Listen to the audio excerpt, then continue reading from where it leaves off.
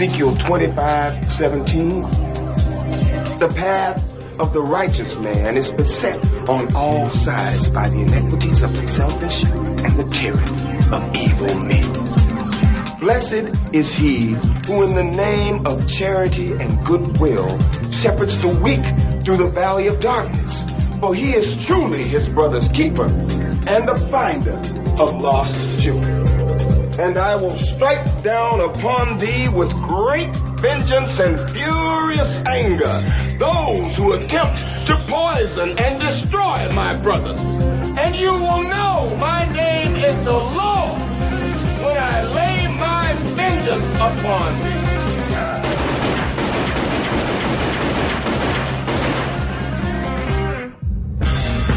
Only a Carpathian would come back to life now and choose New York.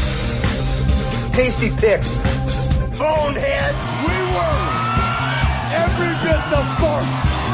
We live, we breathe, we sweat, we paid the price to be the best. Never been about the boys in the office. The boys that have gone out there night in and night out, doing everything they could to be the very best at what they chose to do in their life. Those boys are here tonight. Well, I must have been away too long because my feelings are dead. I feel no remorse. I only am who I am because I was born that way. I have a gift, and I am trying to not be selfish about it, but to use it. My job consists of basically masking my contempt for the assholes in charge, and at least once a day retiring to the men's room so I can jerk off while I fantasize about a life that doesn't so closely resemble hell. It's my house, and if you don't like it, get the fuck out. Grab a dog. I choke him, and I kick the shit out of him. And I all day long, I put up a dog's ass. Just bang, bang, bang up his ass. That's my pleasure. Go back to bed, America. Your government has figured out how it all transpired. Go back to bed, America. Your government is in control again. Here you go, America. You are free to do as we tell you. You are free to do as we tell you. You are free to do as we tell you. Sometimes shit happens. Someone has to deal with it. And who are you going to call? Oh, you guys like to tell jokes and giggle and kid around, huh? Giggling like a bunch of young broads in a school bed. Well, let me tell a joke. And boom goes the dynamite.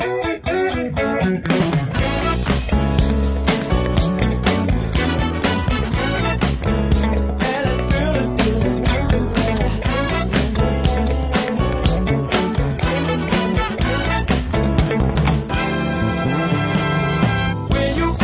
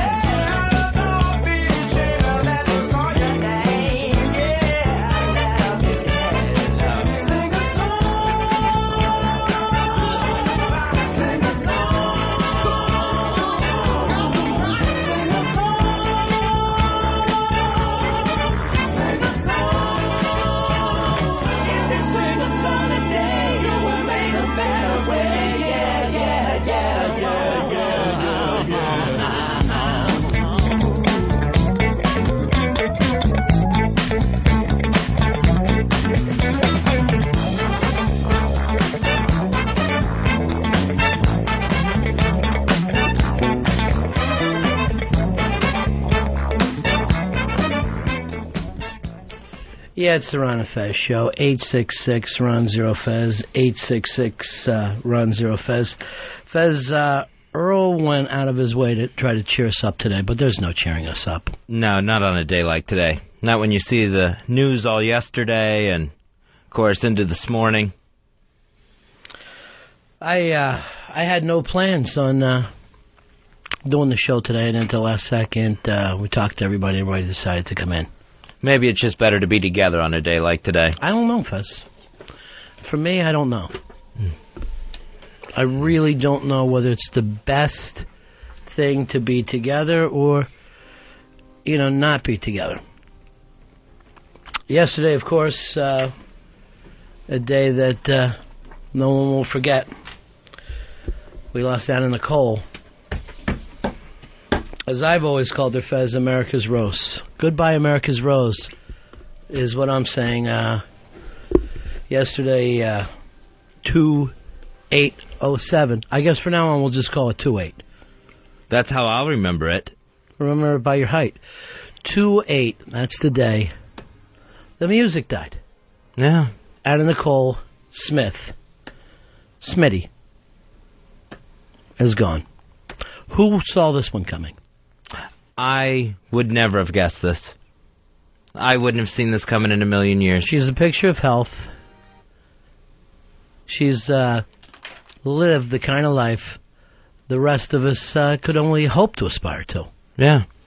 And just taken unbelievably soon. Too soon. Like a flower that was picked before its time. Exactly. Before it was in full bloom. 2-8. And, the other thing, too, is the children. What do we say to the children of America when you see something like this? American royalty. America's Rose. Right. Nicole. What's her name? Anna Nicole. Anna Nicole. Anna Nicole Smith. A-N-S. Ann's. Yeah. Some of us call her Ann's or our Annie. Has been taken from us. And it's just a horrible, horrible thing. You'll probably see the A&S on a lot of armbands. Were you in shock? Did you spend the day in shock? I couldn't believe it. I was kind of in that walking zombie mode. One of those things where I just kind of hit the streets afterwards.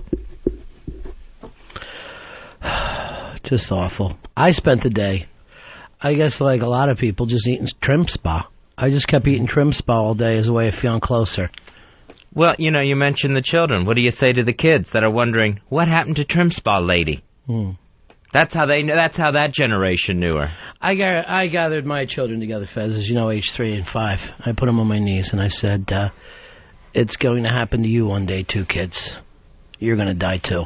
Did that help them? I don't know. I didn't really feel like dealing with them yesterday. I had my own. I was going through my own tough shit, Right. But we are going to be here with you. That's the reason why Fez and I came in. 866-RON-0-FEZ, 866-RON-0-FEZ. Because when something like this happens, a tragedy, Fez, we come together as a community. That's what we do. The XM Nation, the Ron and Fez listeners. That's what you hope. That's what you want. That's why we're here. I mean, it's good. Yeah, tough show today. Yeah. Probably going to be one of the toughest, sure. And I'm going to tell you right now, and I'm not sure how this is going to go, this may be my last show. Because now I'm in my own head. What do I want to do with my life? Sure. That's, you know what? Don't beat yourself up over that. I'm not beating myself up.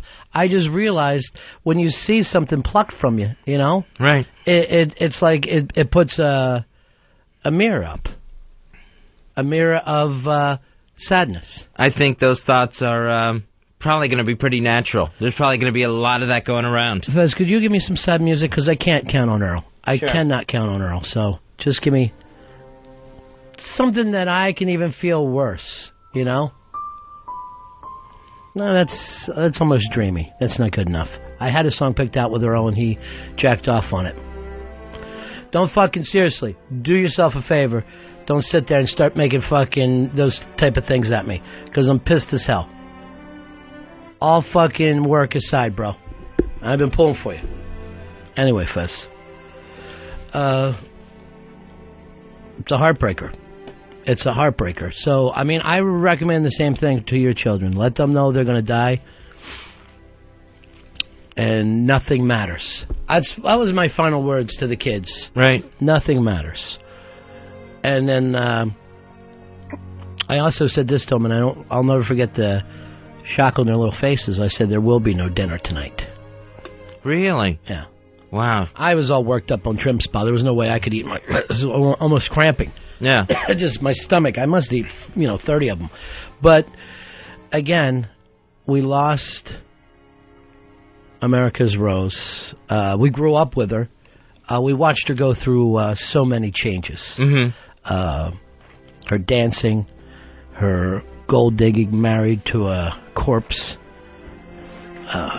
fantastic weight gains and losses, and a terrific amount of pills taken over the years. Sometimes I just think of all the pills that were taken. I wish we could just stack them all up and give them to the needy. Well, that's what gets to you. When you see someone who's carried themselves with such dignity through their life. Right.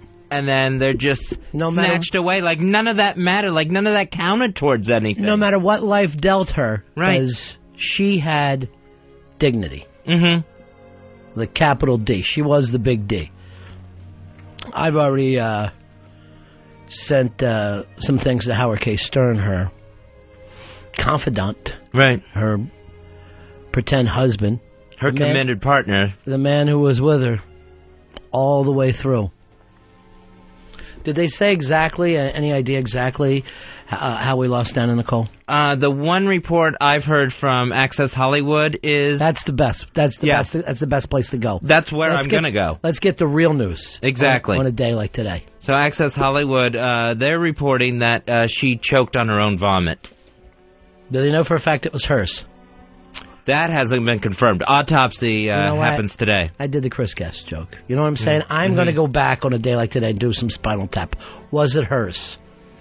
I think it was Chris Guest. Might have been Harry Shearer. Oh, jeez. Well, I mean, they say life goes on. Does it? I don't know. We have no evidence of it till tomorrow, I guess.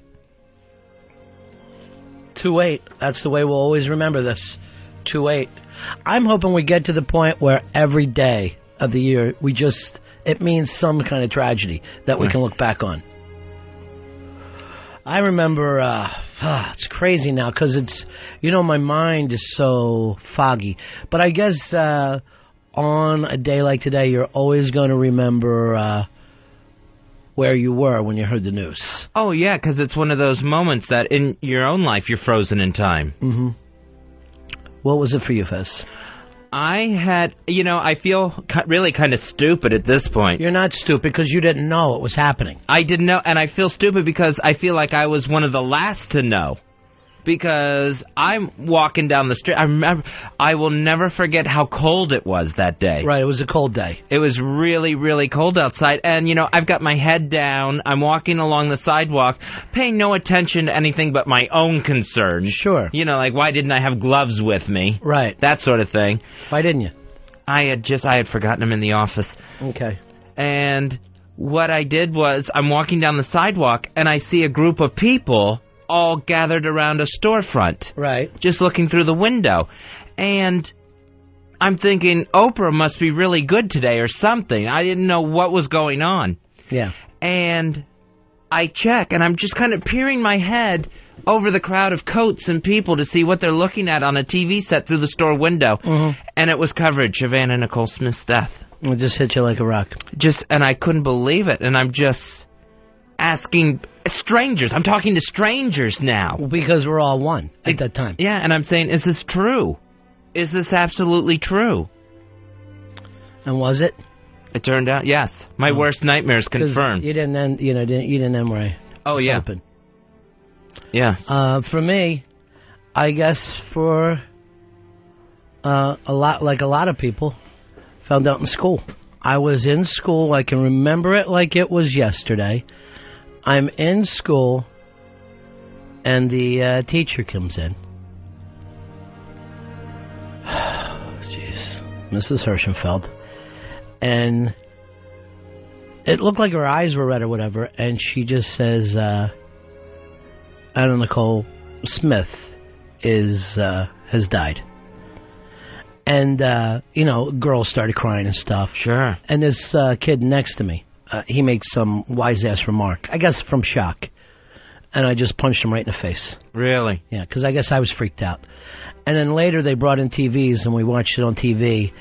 And then about halfway through, our parents came and picked us. My dad picked us up, and I could tell his eyes were red, and he took us home. My mom was in bed already and wouldn't get out of bed. Right. And we had pizza that night. That's Wow. the weird thing. You know what I mean? Yeah, like, it is. You remember weird things. It is those little things that are going to stick, the details of a day like that are going to stick with you. And green olives. I remember green olives were on it. And on the pizza? I hate it, and I pulled them off. Yeah. Yeah, I wasn't hungry anyway. I'm not going to, yeah. So there you have it, folks. I guess we've all dealt with such things. It's a horror story right now. It is. And, of course, the news coverage continues, and this is going to go on for a while. This one's going to hurt for a long time, if not forever. It hurts like cancer. Which I guess, I don't know. I don't have it, but from what I heard, that's painful. Got to be really painful, I would think. Particularly with no medicine. I should have probably put it that way. Oh, right, yeah.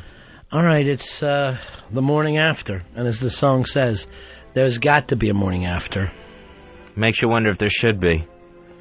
2807. A day none of us are going to forget. No, a day none of us want to forget, or we'll be able to forget. It's going to live on in our dreams and our nightmares. Oh, there was no sleeping last night. No. For an entire country, I would imagine. I was so upset, and I didn't know what to do. And, I just felt like I was going to lose it. And I took these two shoes I have. Well, they're really more like boots. Steel tip boots. And I tied them together. Right. And my kids had just gotten a brand new puppy. Mm-hmm. And I took those boots and swung them around and just started beating the puppy with it. Yeah. But you know what? I'm looking back. That was 2 days before Anna Nicole died. Oh, it was? That was from the drinking. Okay, see, that's what we're in that period now where the days are just going to run together. It's fuzzy, yeah. So I was drinking a lot that night, and that's when I beat the dog.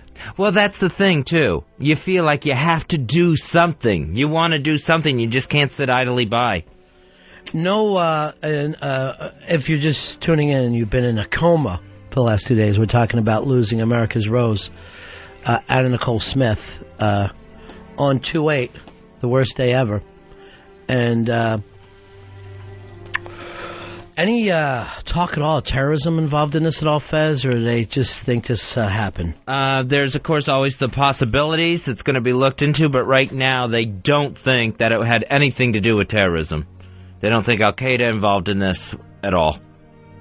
But, of course, you can't rule anything out. We don't have any of the lab results in yet. And what's the official word from Access Hollywood? The official word is choking on her own vomit. Natural causes. Yeah. Yeah. Is it a cover-up? Who knows? So that's what we're getting from Access Hollywood. Sweet Jesus. Nick, you're on the Ron and Fez show. Hey, Ron, Fezzy, how's it going? Yeah. Hey, we all just have to band together. We have to remember that life goes on. Does it? We have to. Do you remember want that. it to? Not for Anna Nicole. We have to band together as a country, and we have to get through this. That's right, our country, not Canada. This is a time where it's really just about America. And I saw some things where people in Mexico were crying, and I was just furious. She was the American Rose. She was an American icon. And remember, we're the only part of North America that can call themselves America, legally. Bo, you're on Ron and Fez. Hi, Ron. Hi, Fez. Hi, Bo.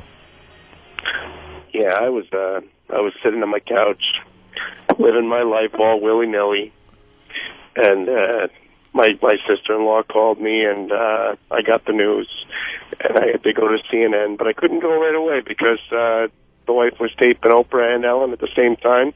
You know, the TiVo screws you up there, so I had to make a choice. Mm-hmm. I had to make a choice, and Ellen had to go. All right. So there I am watching CNN, and I just been at the Hard Rock Cafe not 6 years ago. Right. So you could have been there. Basically, you could have been there. It could have been me. Right. Could have been you. It could have been you. All right. Godspeed, Bo. And your vomit. Wow, so many people, so many stories. It's amazing. We lost her. America's Princess. I went to YouTube last night and just typed in Anna Nicole and even put the Smith. Right. She was one of those people, Madonna shares like this, where she could be known just by two names. Yeah. Anna Nicole. Yeah, it's just, and it's worldwide too. Yeah. One of those beloved figures. There's certain people who can be known for, Cher, Madonna, one name. Some people are two names. Anna Nicole, Freddie Mercury, obviously Jim Morrison. Charlie Brown. Well, he's that's a cartoon. That's a figment. Yeah. But I forgot where I was going with this, but the point is this. I go to YouTube. I put in Anna Nicole. And I sat there and I had somebody had sent in a video that was great. That was Anna Nicole lighting her own fart over and over. And I just watched it. I must have watched it a million times. Those are going to be the things we kind of have to cling to. Yeah. At this point. The good times. Jesus H. Matt? Boys, we'll get this through, we'll get through this together. I just wanted to share 2-8, my story at 2-8 before, it gets lost in my memory. Sure.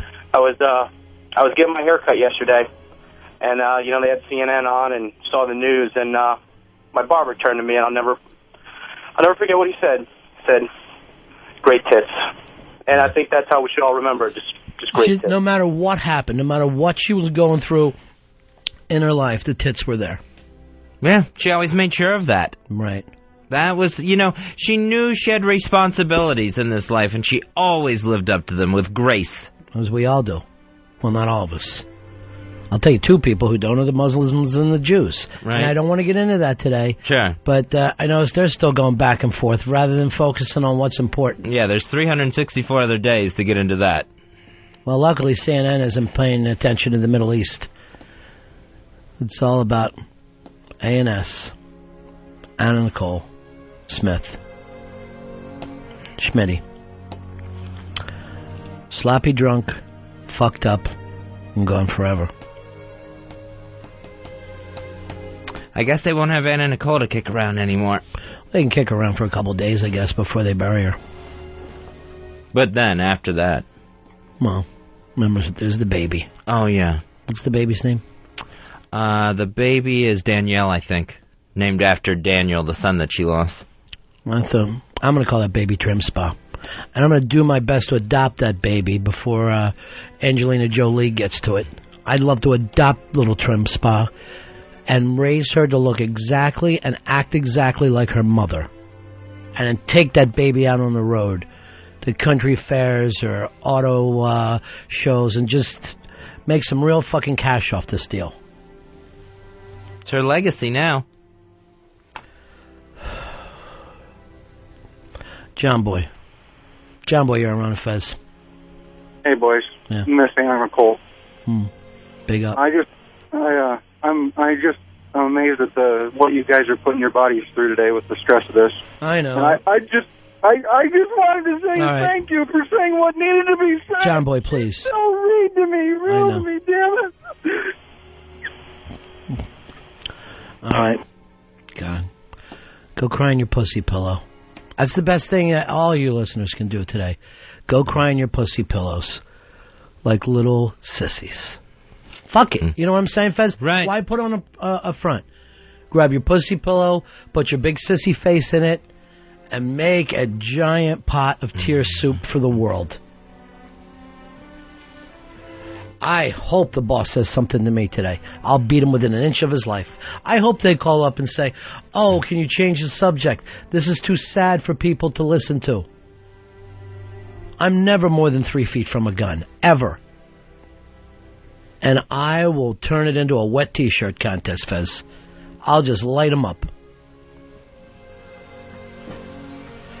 I'm on edge. Yeah. I'm on edge. It's the reality of what's happening. I'm on edge. It's one of those things where it's like you just keep finding out about it over and over again. It's like all of a sudden, you'll be in a daze. Like, could this possibly be real? And then it dawns on you.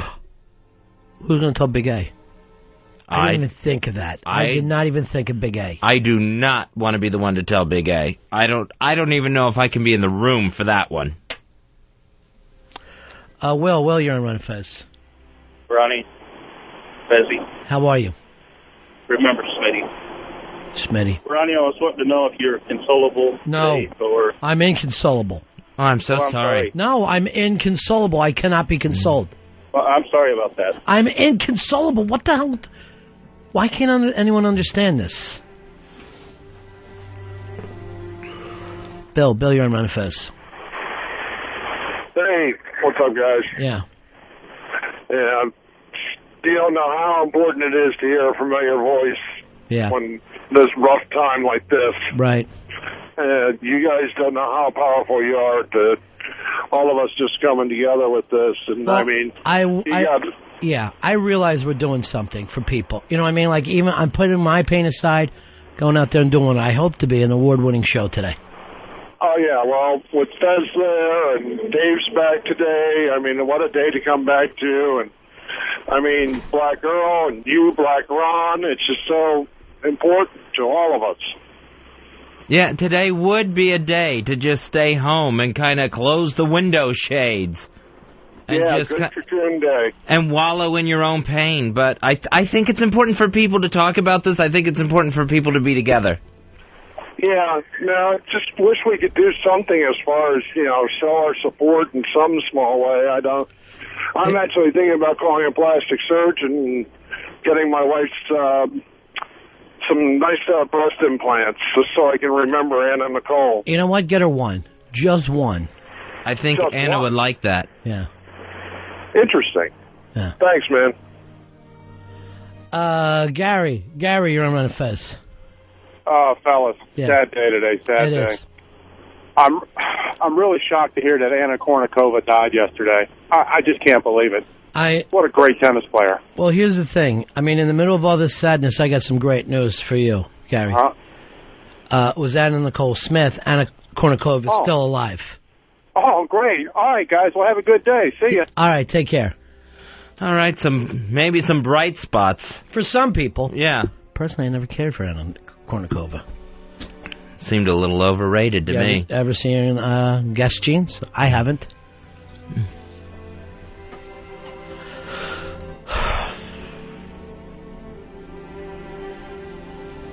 Here's Chris. Chris, you're on Ron and Fez. Hey, guys. A person like Anna really wouldn't want you to be grieving over her loss, but more than just celebrate her life. And I think tonight I'm going to honor her by taking a bunch of Vicodin and champagne and just chilling out. Try to puke in your own mouth. And hold it. I know you're going to want to spit. I'll on my stomach. Hold it. Yeah, while asleep. It's that time, Fezzy. We got to talk to him. Oh, boy. Hey, Big A. Hey, Ron. It says... Big A. How you guys doing? Oh, hi, Big A. Big A? Hey, Ron. What's going on? We got some bad news for you. And I hope you're sitting down. We lost Anna Nicole Smith. Oh, man. Amen. Thanks, Big. Sorry to be the ones to bring this to you, Big A. But, I mean, what a poet, just to put it that way, Fez. Amen. Yeah. Amen. You can feel the hurt. All right, we'll talk to you later, Big A. Okay, take care. Bye-bye. God, that hurt me as much as I know it hurt him. That may have been one of the roughest things we ever had to do. When you heard that guttural sound, amen, come out of him. Yeah, and you could tell he meant it, too. Hi, Rock Johnny. Hi, boys. How you doing today? I know your company must feel in bad place today since she died at the Hard Rock, so many have over the years. It's rough, but I just wanted to see... I've been through there. Have you seen how many people are dead that have eaten at the Hard Rock before? Jimi Hendrix, Jim Morrison, Kurt Cobain. Yeah, and they just leave their stuff there. Tough day. I just wanted to see if my heroes needed some food, like we did a long time ago. We helped out in this time of need. I wanted to know if you guys need anything, you just let us know. I know you would be there. Right. We're here for you. Are you going to be sending sandwich platters to the Hard Rock Cafe? You know what I would like to do, just in honor of 28? Keep it all desserts. Anna would have liked that. Yeah. And, you know, it does make me feel a little better to hear Big A being strong like that. Yeah. You know, he was really strong when you broke the news to him. And he's a rock. He's in shock is what he is, guys. Watch him. Yeah. Somebody be with him at all times. All right, Johnny. Hey, boys, let me know if you need anything. Johnny. Thanks. Johnny. Yeah. Johnny. I talked to... There he goes. Johnny. Dugout Doug, you're on Ron and Fez. Hey, guys. Yeah. Hey, Dugout. I have Anna Nicole story. Sure. Back in '93, I had her Playmate of the Year magazine. Mm-hmm. And I used to lay in my bed. I can't even finish. I'm sorry, guys. I understand. I don't think he ever could finish. That's part of his problems. Right, yeah. That's why he can't get along with women. Michael, you're on Ron and Fez. Hey, guys, I'm going to try to keep it together. This is tough, but hey, I think we've got it right now. We've got it named February Anna Nicole History Month. I love it. I don't know if it's this month was done by anybody else, but whoever it is, push them off. Yeah, I'm sure we can get it. Whoever month this was, give them the leap year day. So every fourth year, they get 1 day for 6 hours. And then they celebrate whatever they want to celebrate. Right. Whatever bullshit things they got to celebrate, because this is important. Yeah, whoever had this month, it would be a really classy move to give up the month. Why don't we take a break here, Fezzy, and we come back. Hopefully we'll have some help. We'll try to get somebody in here who can help us out and maybe change our mood. What do you say we grab Crispin Glover? Sounds good to me. Sounds like a Crispin Glover day. Quick break. We come back. We'll talk with Crispin Glover. Ron and Fez Show. Ron and Fez, XM 202.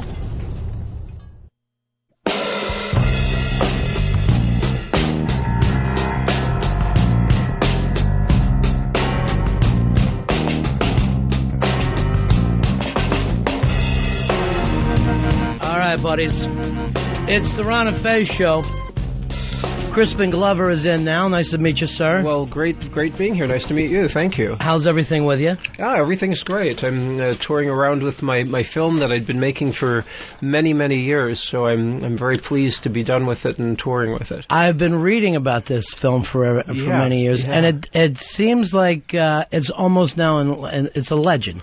Well, it's something that, just by the fact that it took me from the first day of shooting to the day of having the 35mm print 9.5 years. 9.5 years? Yeah, it took me to make the film. So whenever I would be promoting a film that I'd acted in, I'd talk about this film as well. So right. by the nature of being in a lot of corporately funded and distributed films, I've been able to promote my own non-corporately funded or distributed film, and that's what I do. I tour around with the film personally and am self-distributing it, and I perform a live performance, an hour-long book reading. Well, it's more of a dramatic narration of 8 different stories that I perform before each of the shows, and I'm doing it this weekend at the IFC Center. Then next weekend I'll be in Cherry Hill, New Jersey. It can all be found out on CrispinGlover.com. Okay. Now, is this pretty much the only way people can see the films if you take it around? That's correct. I'm not planning to put it out on DVD.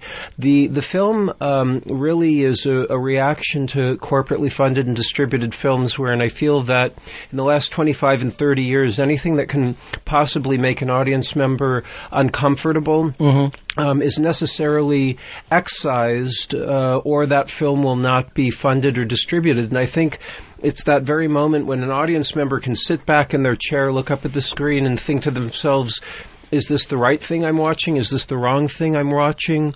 What is it? Which is the title of the film. But when they're asking these questions, they're actually having an educational experience. And I think the fact that taboo elements have been excised is genuinely damaging to the culture, because it's these very things that truly let people think about things. So what is it definitely goes into these taboo areas, and I have a question and answer period afterwards, because I really do feel that has not been a proper processing of taboo within the culture in the last 25, 30 years. And people sometimes do become concerned and have a lot of questions, and I'm there to answer them. You know, it's funny that you would even bring that up, because I honestly remember the first film that I remember you from was River's Edge. Oh, yeah, I'm proud of that movie. I went home that night, and I mean, it's really a strong picture. Your character, frightening and yet really familiar to my neighborhood. Right, there was always that guy. Yeah, I know what you mean. I remember not sleeping that night. I literally remember sitting there and rethinking my life, going, I'm kind of on the edge myself here. Maybe this is not the place to be. Well, that is a film I'm proud of, but I'll even say that What Is It, the film that I'm touring with, my own film, really even goes into more areas that are genuinely taboo. Now, what is taboo, you think, in today's society that we're afraid to face? Well, the thing of it is if I get critiqued on the film, criticism, people will generally list off things that are in the movie, and by the fact that these things exist in the film, they'll say, well, you shouldn't go see it because of these things existing. I actually don't like to sell the film by listing those things off, because it ends up sounding sensational. Right. And when I get accused of negative things, I'll get accused of, people call it shock cinema, and I don't think of it as shock cinema. I'm genuinely interested in exploring that which is taboo. When one can understand what is taboo in the culture, one can understand the psychology of a culture. And it's actually relatively easy to figure out what certain things are, but generally, if you look at old films from the silent era and the pre-code movies from before 1934, you can see that the way that sexuality, violence, racism, classism were handled was a very different thing. In some ways, it was more frank than what happened after the codes were passed in 1934. And you can see a very clear reflection of what that culture of that time, and it was a very different culture from this culture. But by the fact that these codes hadn't come in, somehow you can see what people were thinking about. Now it is a little more difficult, because there are these things that it's just kind of known that if these areas are gotten into, nobody will fund or distribute it. So it's more difficult at this point in time, I feel, to really see what the culture's thinking. You can kind of deduct what's happening by what's not being dealt with, right. But that's a little bit harder, and that's why I feel like it was important to go into these areas that really I don't see juxtaposed in the way that they are in What Is It? And I guess it used to be the job of theater to do that. I mean, like the ancient Greeks and all, when you go back and read some of that stuff, to us it seems very bizarre, but I guess they wanted to get it out there. Yeah. Where today, I guess, it is about getting people into the theaters, giving them a comfortable, because we've seen the movies over and over, the summer pictures. You feel as smart as the director or actor, because you could figure out the movies very easily now. Well, and unfortunately, I think that what it is that the audiences are, in general, are really quite a bit more intelligent than what is being given out to. There are people that, when people get upset about What Is It, I go with every showing of the film, and I'm there, and I talk to the people. I have a book signing after the show. I ask people what they thought of the film, and sometimes people do become concerned and it's upset, but it's a very small minority of people when they're very, very upset. But those are the people that will go onto the internet and write really mean kind of angry things. That very small minority are very loud. And what happens is corporate entities will listen to that small minority because they're afraid that they'll lose sponsorship, or the person there will get fired. But it's an unfortunate thing, because my experience in going around to people is that 99.9% of them are grateful and happy to be having an experience where there's some genuine thought going on and that there's been a starvation of it. So I know there are people out there that are wanting to make films, and sometimes interesting things do come through in film, but it's just it's a very difficult task, and especially going around and distributing it myself the way I am, but it is difficult, but it's so worth it. I'm so glad to be doing it. But it seems like you're a guy alone. You came into here alone. Yeah. You're traveling this thing around. Yes. It seems like it's a one-man deal for you. Yeah. I very rarely have anybody involved. The very first time I've ever hired a publicist in my career was just when I did the big city tour, which was this last winter, and everything went really well. I had sold-out shows in Los Angeles, New York, Chicago, Portland, Seattle, and that was the first time I'd worked with publicists, like unit publicists, for other producers for films that I've acted in, but it was the first time I ever hired somebody. But when I was making the film, I edited the film myself. I would have crew, though, when I was shooting. There were certain technical points when I had people around, and I would get advice from people, and ultimately I had people helping me, but it's about as pretty alone of making a film as you can get. Crispin Glover's in studio with us. He is going to be presenting his film, What Is It? That's going to be at the IFC Center all this weekend in New York City. And I'll be there with it, yes. Each presentation. That's right. Each showing. Do a live 1-hour performance at the beginning of each show. Then I showed the film, and then which is 72 minutes. Then I have a question and answer, which is 45 minutes to an hour, and then I have a book signing, which can go on quite a bit longer. And then the following weekend, that's February 16th through the 18th, that's going to be at the Crown Plaza Hotel in Cherry Hill, New Jersey. That's right. And then March 2nd through the 4th at the George Eastman House. That is in Rochester, New York. That's right. And I'll be continuing to tour for years with the film, so CrispinGlover.com is a place that people can find me. I also have a MySpace page, which works as well.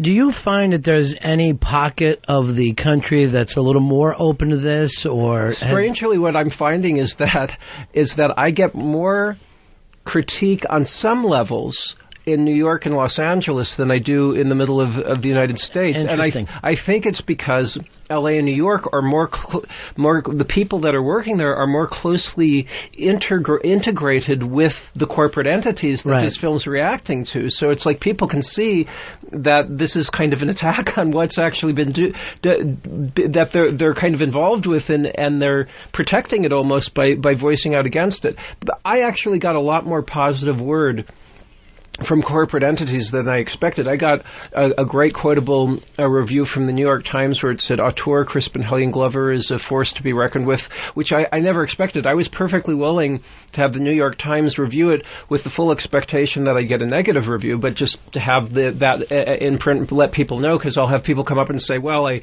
read a review, I didn't like the review, but I wanted to see the film, so I know it's good advertisement no matter what. But the fact that I've actually had positive reaction from corporate elements at all is just I'm overjoyed by it, and the fact that I'm back here at the IFC, I opened at the Anthology, which was a great place and very helpful, and I had wanted to be at the IFC, but because of the success of the tour, now I'm back here, and this is another great place for me to be playing. Has IFC tried to get you to either put this on television or release a DVD or in theaters? Or? People have approached me about the DVD elements, but it's not my model. The model that's normal for art house films now is to lose money in the theatrical release and then make money in the DVD. You utilize that as an advertisement, but I'm genuinely not interested in that. I really want to go around with the film for years and talk about what it is that I'm genuinely reacting to. I suppose I could just put a commentary on the DVD, but I feel like it would almost be cowardly. I feel like if people want to attack and get something out, I really hope that they'll come and ask the questions, because I'm really genuine in that I am there for these things to be processed. I'm not there just to be a jerk and make people upset or something. So it's not for you. It's not just about the film. It's a performance art piece as well, and it's a sense of community, I guess. Well, performance art's kind of one of those words that I think has been lost over the years. I don't really like the word.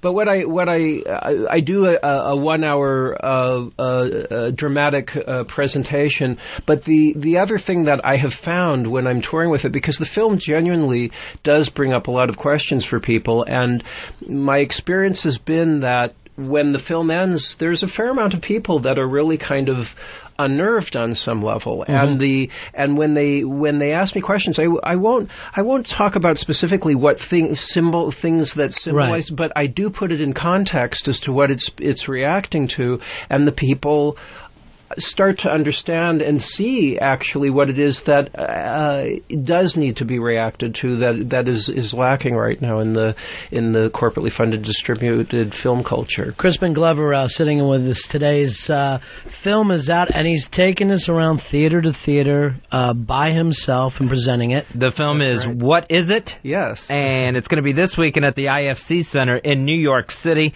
Then the following weekend, that's February 16th through the 18th, Cherry Hill, New Jersey at the Crowne Plaza Hotel. And then starting in March 2nd through the 4th at Rochester, New York at the George Eastman House. And you can check out all the details on CrispinGlover.com. That's right, because I'll be going on afterwards for a long time. Now, I've never heard of anyone else doing this type of thing before.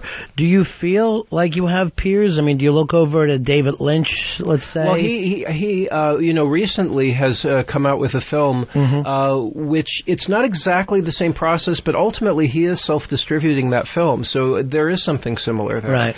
And really what I feel that I'm hearkening back to ultimately, though, is vaudeville, because people used to tour around with things for a long time, and this live performance aspect, I've been performing this slideshow since 1992, but it's only been this last year that I performed it for the first time in LA, New York, and because I always knew that I wanted to wait till I was ready in these media centers to really be utilizing it to promote something I was truly 100% passionate about, which I am about. What is it?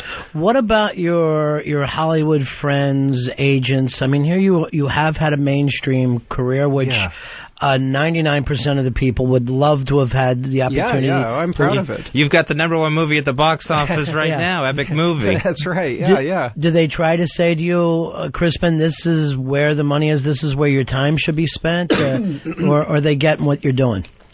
Well, I think in the long run, the way I just believe that you have to do things is to do what you're truly, genuinely passionate about. And if you're doing that, then everything's fine, which is actually the title for the sequel to What Is It, which I premiered in Sundance just this past January.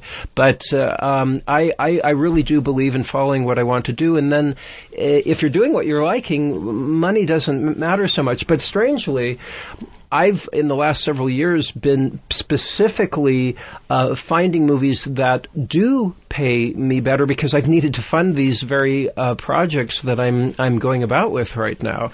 So I used to, years ago, be less inclined toward finding movies that were going to be paying me. I was looking for things that would kind of psychologically represent what I was thinking about, but it was always very frustrating because they never really would, and they really generally wouldn't make very much money, and it wasn't very good for my career. As I've needed, the money I made from the very first Charlie's Angels film, I put into the sequel, which was written by one of the cast members in What Is It? He had a severe case of cerebral palsy. He was 62 years old, and one of his, he had written the screenplay a long time ago, but I incorporated him into What Is It in order to make his film a part of what's going to ultimately be a trilogy of movies.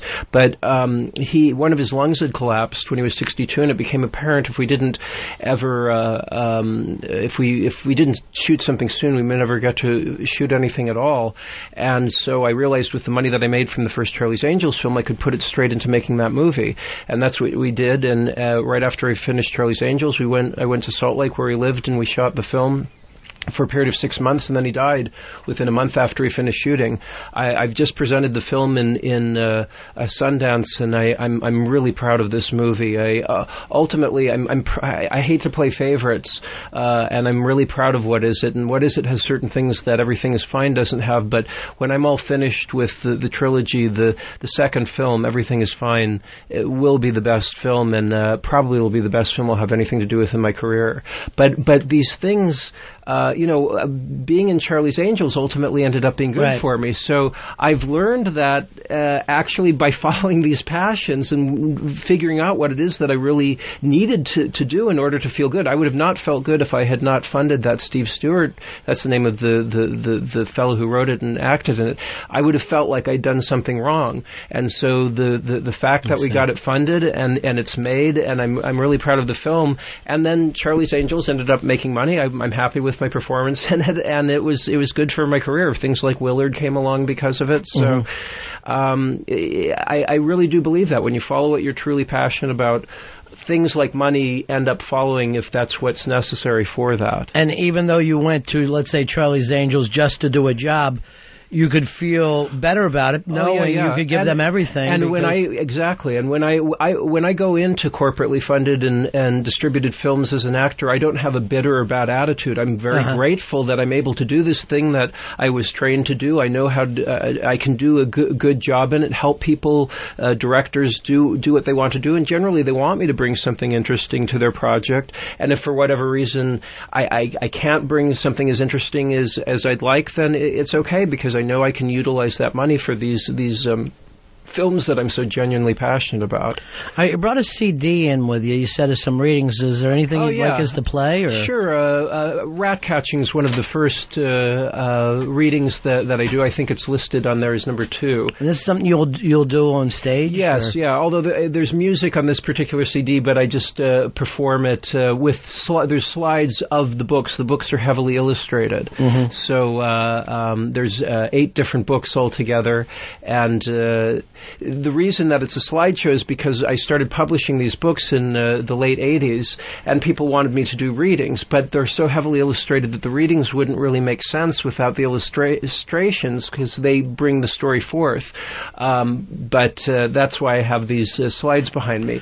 There are selected readings on the CD which basically do work without the illustrations. And we can pick this up on your website as well? Yeah, that's right. Yeah. Okay, this is a selected reading from Rat Catching. Crispin Glover. Rat catching. Studies in rat catching for the use of schools. Chapter 1. In the following elementary treatise for the use of public schools, I propose following exactly the same plan as my parson, a good fellow not afraid of a ferret or a rat, does with his sermons. That is, divide it into different heads, then jumble up all the heads with the body, till it becomes as difficult to follow as a rat's hole in the soft bank. And to begin with, I'm going to talk. Discretion will not rule. I faced a lion about being a young nothing from having rat. Don't be bitten. It is to be remembered that the plague usually produces notable polynucleosis.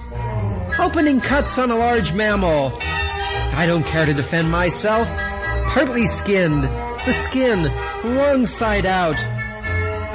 This is a tiring, long story to write, and I've not quite done it yet, for I must finish with the sandpit man. He said that in a fit of rage, he had thrashed his wife to death with his fists, and that his boy, having seen him do it, had gone mad with fear, and was so bad, especially at night, that if he had not got a bulldog sleeping with him as a sort of friend, he would go into a fit with fear, and was often unconscious for hours.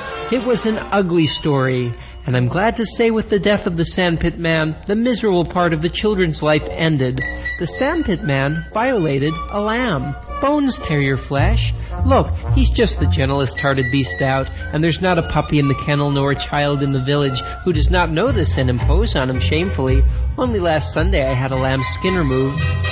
It was the one that gave the sandpit man the terrible disease. All right, there we have it. This is some of the readings that you'll do on stage? Yes, that's right. Rat catching is in the show. And these are just stories that come to you? There's stuff that you work on for a while, or how's it go? They're old books taken from the 1800s that I've reworked and turned into different books from what they originally were. Most of the books didn't have illustrations in them, and they're all heavily illustrated. So some of them are just ideas that I'll have come up with that I ended up putting things together, and some of them utilize some of the text from the original books, but they've been reworked. Like that one used a lot of the original text from a book that was published in the 1800s, but it was reworked in certain ways. And you're kind of a book collector too. You're into antique things from that age, or is it a certain age? There's been a lot written that I have a lot of collections, and the fact of it is my life really is about, right now especially, making the films. There was a time when I was making a lot of the books, and I had a fair amount of books that I would use to make these books of my own. But I haven't been making the books really since the 90s when I started making the films. That same kind of creative energy has gone into the filmmaking, and basically everything I do now is all geared toward making my own films. I bought property in the Czech Republic that I want to turn into a small sound stage, so I can continue making films on sets out there.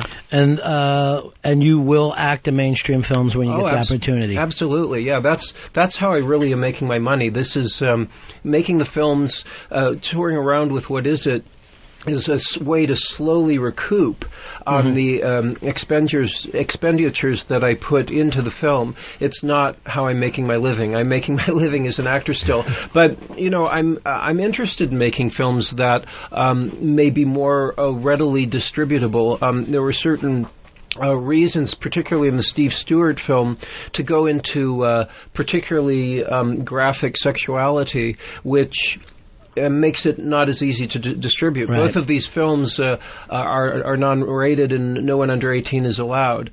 But I'm which for these films it was very right to do it. But I'm interested in making films that wouldn't necessarily go into that specific detail. I'm always interested in making films what I've been calling that go beyond the realm of that which is considered good and evil, meaning something that can become more conceptual in thought.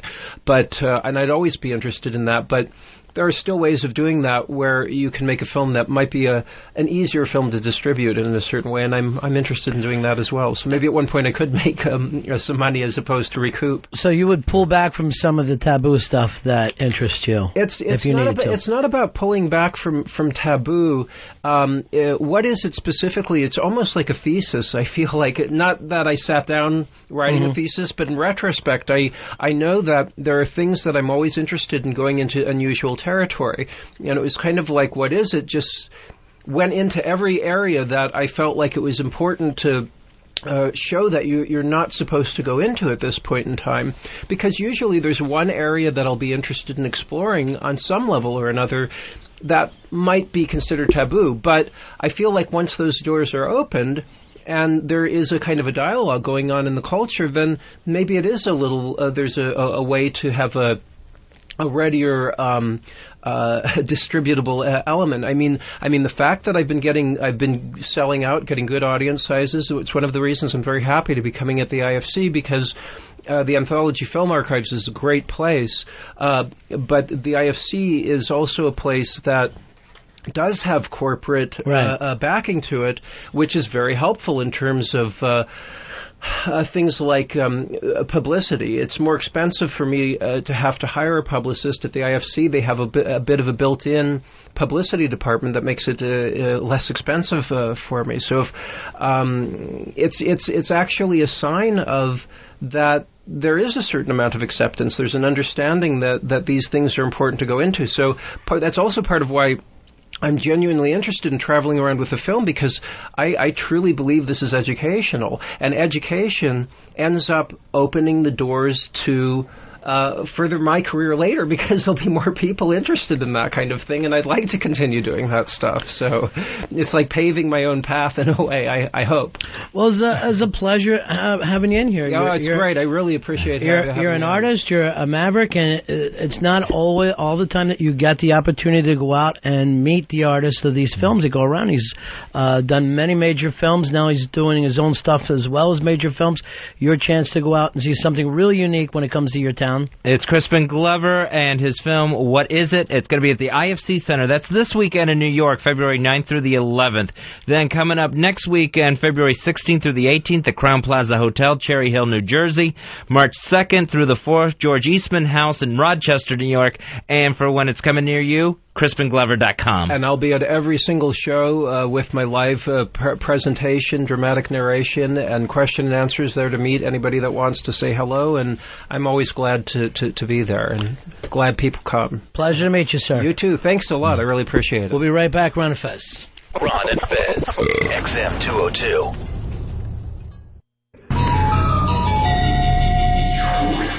Hi, we're XM satellite radio personalities, Ron and Fez. At XM, we try to provide the most specialized programming in satellite radio. And we do it all with you, the subscriber, in mind. You'll find there's something for everyone. It's the Ron and Fez Show, 866-RON-0-FEZ, 866-766-0339. I was standing outside today. What the hell is going on? I was just outside. What's going on, Earl?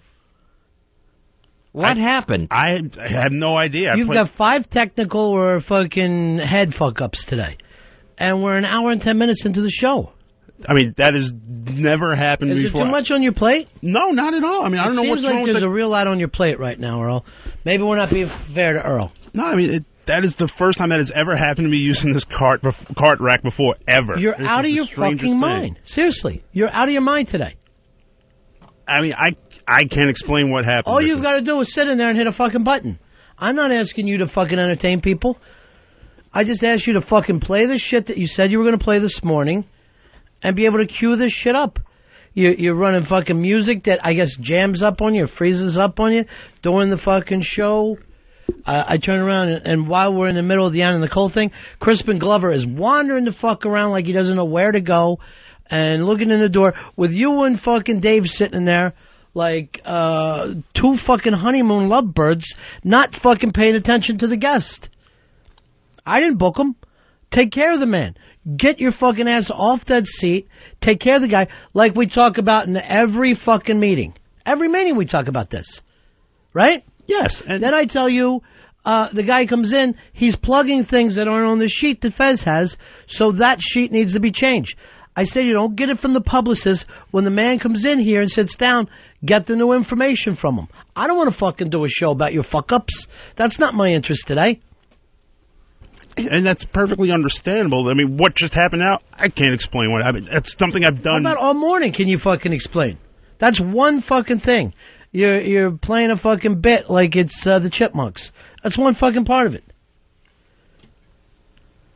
And the other things, I explained all of that. I outlined all of that, and I said that. To who? I said it to Dave. I explained them, make sure we get. So Dave's useless again. That's the fucking problem. But here's the point. Dave's your guy, right? Fez and I are in here doing a show. I'm talking to wacky Crispin Glover about movies starring retards. I don't have time to run around and do all that fucking shit.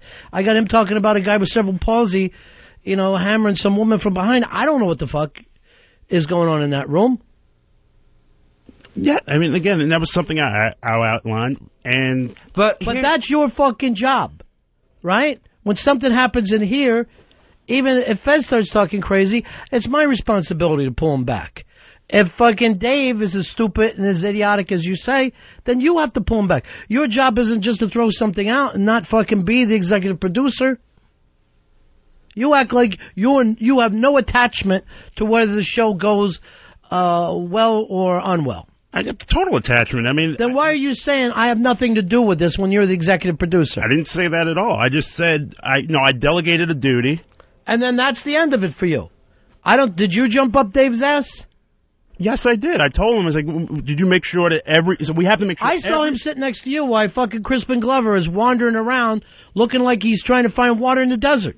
Why doesn't the man have a fucking place to sit down? Why is I got to look out of the corner of my eye while we're doing a fucking out in the cold thing to see the poor guy fucking scrambling? Hey, Earl, here's what you're not understanding. You gave me, before this show, I got like 20 different things to plug for Crispin Glover. He just wanted to plug those 3 particular shows. That's what he wanted to do. Here's what happens. The people who book him through Earl will tell you one thing. The artist wants to fucking plug what he wants to plug. Our job is to plug what the fucking artist wants to plug. The publicist has to fucking work it out with the artist, but I'm not here to make the fucking publicist happy because I'm not doing an interview with the publicist. I'm doing an interview with the artist. And what the artist wants is the only thing that's important. Fez has 3 pages of shit sitting in front of him, including every movie he's never made, all different kinds of shit. It isn't what Crispin Glover wants. And then the other thing was, Crispin Glover hands me a CD. Nobody knew he wanted to have his CD played. A CD of Crazy Ratcatcher fucking poems. That wasn't even fucking cute. The thing ended up with 2 minutes left when it went dead. The thing had 2 minutes left on the timer when it ended. Did you ever go to his website, crispinglover.com? Yes, I did. And how do you not know he has CDs of Ratcatchers for sale or any of these things? Did you talk to the man at all when he came in? I personally know, because I was... What do we always tell you? That I should personally handle it. Why do we tell you that? Because you're not Dave. And fucking Dave cannot be trusted in an interhuman relationship. Dave doesn't give a fuck about the show. Dave was brain dead for a half an hour as a child. What Crispin Glover is doing with retards is what I'm doing with the radio show with Dave. I'm letting him run around fucking retarded and trying to put a mic on it, and then that's entertainment. That's why Crispin Glover and I may be working on a fucking project together called What's in Dave's Pants. Do you understand what I'm saying? Yes. Now, I can't have a meeting every fucking time to go over the same things as the last meeting. We set up a fucking thing that you are the person who interacts, right? Do you only do it for black guests? Does it got to be Kareem? No, not at all.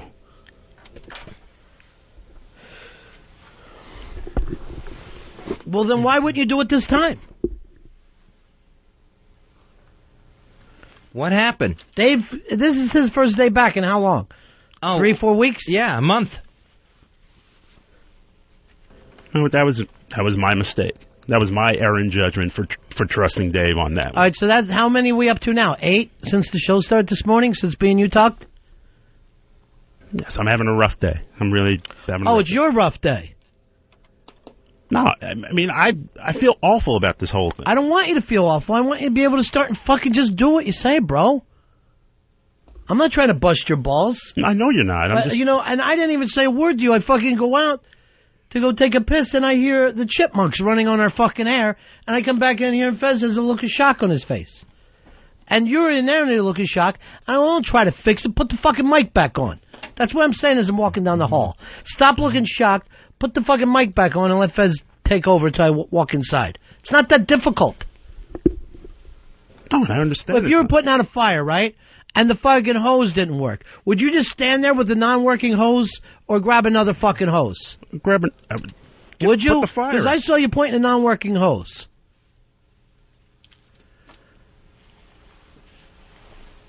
Jimmy, you're on Ron and Fez. Yo, Yeah. If Crispin Glover was black, Earl would have met him outside the building. It's fucking true, Earl. You know what? Only book black people on this show, because that's all that interests you. We should have gotten Danny Glover. We're fucking, yeah. If Danny Glover came in here, Earl would have met him. Oh, my father loves you. Can I get a picture with you? I know she didn't stand for a picture with Crispin Glover. I also noticed he did it on the same day Owen played the Invisible Man bit from way back when. He is. Earl Week has been something else. O and A are like fucking psychics of knowing what Earl Week is. Or are you hearing the best of shit, Earl, and going, that's where I was my happiest. I'm going to go back and be that guy. No, I mean, they you know, it was what it was. That's a person. I'm not even. You don't even make sense. I'm not even remotely that person anymore. I see no difference. I'm going to give him this past hour and say, here, Earl hasn't changed. Paul, you're on Fez. Hey, a quick question for Earl. Earl, why is it that every time you fuck up, you have somebody else to blame. Like, you always blame Dave. You throw Dave underneath the bus. I don't get it, bro. What is it? Well, I delegate. I'll tell you one thing, though. I noticed Dave's ass isn't in here today, so he fucking must realize that Earl's right. Well, not even... For a change, Dave doesn't come in here blaming Earl. So there must be some truth to that. Even that. But wait a second. Not even that. The fact is, if you're the boss and something happens where somebody else underneath you fucks up, you have to own up to it and just take responsibility for it. You can't just constantly say, well, I gave it to Dave. I mean, that makes you look like a jackass. I never said that. You said I delegated, and then that was enough for you. So I gave him a task, and when that task wasn't met, I questioned him why that task wasn't met. That's all. But that's all I did. It's an ongoing process. Here's a perfect example. We're talking to Crispin Glover. He turns his head too far, and he's off mic. So instead of anyone paying attention, I can't get up and do it while we're talking to the man. Instead of anyone paying attention to how it sounds, I have to conspicuously make a signal to someone to please get him back on his microphone. Instead of anyone paying attention. And I know... What are you doing, the Rubik's Cube, like Will Smith? You're over there doing the Rubik's Cube? I know you... Dreaming about getting a big job at Wall Street? If I can hear it, I know other people in the room can hear it. I'll tell you what this is. Lily got in your kitchen. Lily has fucked your head up right now, and there's nothing you can do about it. That is not the case Just at all. fucking admit that. Lily, having a crush on Than, has fucked everything up for you and made you feel like an idiot. Well, I feel foolish, but it hasn't gotten in my head. She told me last night or after the show she's got a crush on him. She won't say it on the air, but she obviously does. Why would you bring her into this environment where you know there's guys that could be more attractive than you? It's not that I'm in love with anyone from the O&A crew or anything. It's just... What is wrong with him? Why can't he follow fucking conversation? What? No, never mind. Why would you bring her around where there's fucking real men? Where you are going to look like an adult child. That fucks with your head. You brought her around men that are going to go after that. They're not going to worship from afar. And you're trying to impress her, right? Yes. You know the way we all treat you. Why would you want her to see you in that environment? The heart has a way of blinding your judgment sometimes. It really does. Well, this will make you feel better. Sit outside Than's apartment tonight. Maybe let your heart... Why are you crunching over and holding your chest? Because that hurts, Ronnie. It really hurts. You'll be able to hear it from the ground floor, I'm sure. Mike, you're on Ron and Fez.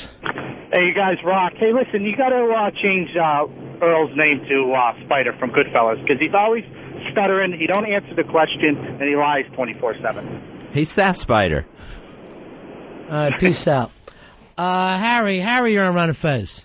Hey, what's going on, boys? Yeah. I think this is Earl's way of rebelling against Don Wiki for not giving him a raise. Earl, if you want a raise, you got to do something. Stop ruining the fucking show, brother. Earl calls me this morning, totally can't handle a Wiki situation, and I go, okay, Fez has talked to him about it. He goes, yeah, I just called Fez. I go, now why are you calling me? He wanted to tell me every piece of a fucking conversation that he had with you. Like, I don't talk to you. Right. I just wanted to keep you in the loop on things. In the loop from what, Fez? I don't need anybody to fucking let me know what's in Fez's head. Did you already tell Fez? Yeah, he's told me. Then why would you need to tell me what you told Fez? Because what he wanted to do was tell me the conversation he had with you. Well, this is when I'm coming in today. What? Then he told me a lie about the opening and the opening song, and then ignored everything else for the rest of the day. You know why? Lily. That's what this is all about, Earl. That was your fucking downfall. Lily. Your Lily's been plucked away from you. You're a Lily lover and fucking coward. Well. Look who just came in. It's the new kid. There's a new kid in town. Earl don't want to hear it. There's a new kid in town. Earl doesn't want to hear it. How you doing, Than? pretty good. Do you realize what you've done to Earl? I didn't mean to do anything to Earl. And thus our show. Yeah, if I'd known that it would just send your show down the crapper, I never would have. Do you have a date lined up with Lily yet? Things are in motion. Moving along. Now, she told me last night she has a major crush on you. I go like this. Why would you say this in front of Earl? She goes, oh, Earl's okay with it. He's not okay with it. Look at him over there. He's a fucking wreck. Earl, does this bother you at all? It bothers me a lot. It just really, it cuts, it wounds. Do you want to fight Than? Is that the only way out of this? Fist fight him? Sounds good to me. What'd I do? You took the woman he loves. He's like Cyrano with a big fucking nose. Only instead of long, it's wide. Oh. And he can't get her. When are you guys going out? Probably today. Are you going to do it today? Is this a double date with Sam and his chick? No, because that sounds like that might go the wrong way for me. Here's what you need to do. Try to get the two chicks together. And that's me. That's old school. I know it's not as popular as it used to be. Yeah. But at a certain point, you got to go, you know, it'd be funny if you two started kissing. You know what I mean? You start to hint around at it a little bit. Almost like you're not serious at first. Right. Yeah. But you're fucking dead serious. Right. Then it turns serious. Yeah. Your knuckles are turning white. Right. And you start to knock out those rails one after another. Hey, wouldn't it be funny if I did one off your ass? You know, just have fun with it. Earl, you're out of this completely then. Yeah, I'm ass out again. And you brought her in as an intern. You brought her into our world. Yes, I did. Is she working tonight? Yes, she is. So this is... Now, are you going to bring it up to her, or are you just going to be professional? I mean, I would like to be a professional, but I don't think I can hold back. It's going to take a lot to hold back. You're going to let her have it? No, Than's going to let her have it. Oh, yeah. Somebody is tonight. Speak, gentlemen. Oh, what a fucking nightmare today. What a nightmare. I mean, I really wasn't actively pursuing she went anything. after you. She did. We all She saw went it. after you. She fucking swooped in on you. So, I mean, I hope we're cool, Earl. What is he going to do anyway? In all honesty, what could that man do? Yeah. I was just a gesture. Yeah, it is a nice... You know what? You did the right thing. It's empty. You came to him after... It's really nice. The best thing is when you come to someone after the fact. And you go... and we've all delivered this line. Hey, if I would have known, I never would have nailed her. And that way they feel like, you know, hey, bros before hoes. Even though you did the right thing. You did the only thing. A chick like that throws herself at you, you got to go with it. Earl, you, on the other hand, you fucked up. You throw yourself away from her. Yeah, I'm feeling extremely small right now. Very small. Well, why don't you do this? Why don't you go home and listen to all your albums? Like you'll normally do on a Friday. Go fucking ABBA all the way to ZZ Top. Run the fucking whole thing. Like ABBA to Zevon? He's fucking having fun with it. Here's Greg. Greg, you're on Ron and Fez. Guys, I don't know if Anna Nicole would like all this bickering that's happening. I'm glad she's dead before this fucking happened. I'm glad she died before this happened. I really am. When you guys got another show planned? Sam's in here too. What's happening, buddy? When's the next gig planned? We're working on it. Yeah, it looks like we're on a nice, steady 7-week rotation. I don't understand that. Gives you time to put a show together. Yeah. Oh. You know what? Are O&A feeling footsteps? Is that the thing? You know. You know, when we had the Hideout, we used to give them hours. We would promote, try to put them on right after us. Obviously, everybody knows we want to, you know, get them to rock around here. Why can't O&A be like this? Why? Where do they see the youth? Is that it? They're worried about the young thing, the young bloods? The hunger. Yeah. The energy. Yeah. The energy. The blood. Yeah, right. The young blood. Yeah, because they're like old lions, Fezzy, laying in the sun. O&A, you got no worries at all. These two young lions are creeping up all the time. Just like he creeped up and stole your chick right out from underneath your nose, Earl. Like a thief in the night. No, not really. Kind of like one of those daring daylight robberies. To me, the interesting thing about this, to see Eastside Dave take it in the ass, keep his head down, and for the first time, no, I don't want you fucking now. You had your opportunity when he accused you. You just put your head down and act like you didn't say anything. And this is your first day back. It's my first day, yeah, but I didn't want to interrupt. I wanted Earl to be. I'm going to tell you right now. Yeah. You're not the writer. No. You'll never fucking be the writer. That's just the BS. writer has confidence. Am I true right about that, Fez? The writer came in here with confidence from day one, and nothing got in his way. Nothing. You, my friend, are a junior Earl. You're like the guy who trained you. It's false confidence that the writer has, A. B, Earl makes me check his plug sheets. I did. I don't understand what the deal is. He makes me check the plugs. I don't even know what the fuck that means. He makes me check his plug sheets. You've been in business for a long time. Yep. Any fucking word terminology called plug sheets in radio? I've never in my career. It doesn't fucking exist. Heard the term plug sheet. It is the fucking terminology of someone who was brain dead as a child and now is fighting back using only 8 to 9% of their brain. Tim, you're on Fez. Hey, Mahabone, brother. Hey. Hey, Earl is not a producer. Earl is a board op, and that's all he No, that's not true. A board op would have hit the fucking right opening, the right songs, would have had the background music, and would not have been running some fucking Minnie Mouse bit back and forth instead of our own. A board op doesn't play things at the 78 speed. Tony, you're on Ron and Fez. Hey, BAC 2002, boys. How are you? Good. Earl, you're a pussy, and you gotta get tough. You gotta fire this bitch. She's got too much lip for Fez. She likes nasty guys. Right. She does. She likes bad boys, like Than. Yeah. She goes for the bad boys, the Than thing. I'm the worst kind of man. Earl, why don't you fire her now and try to save yourself some kind of respect?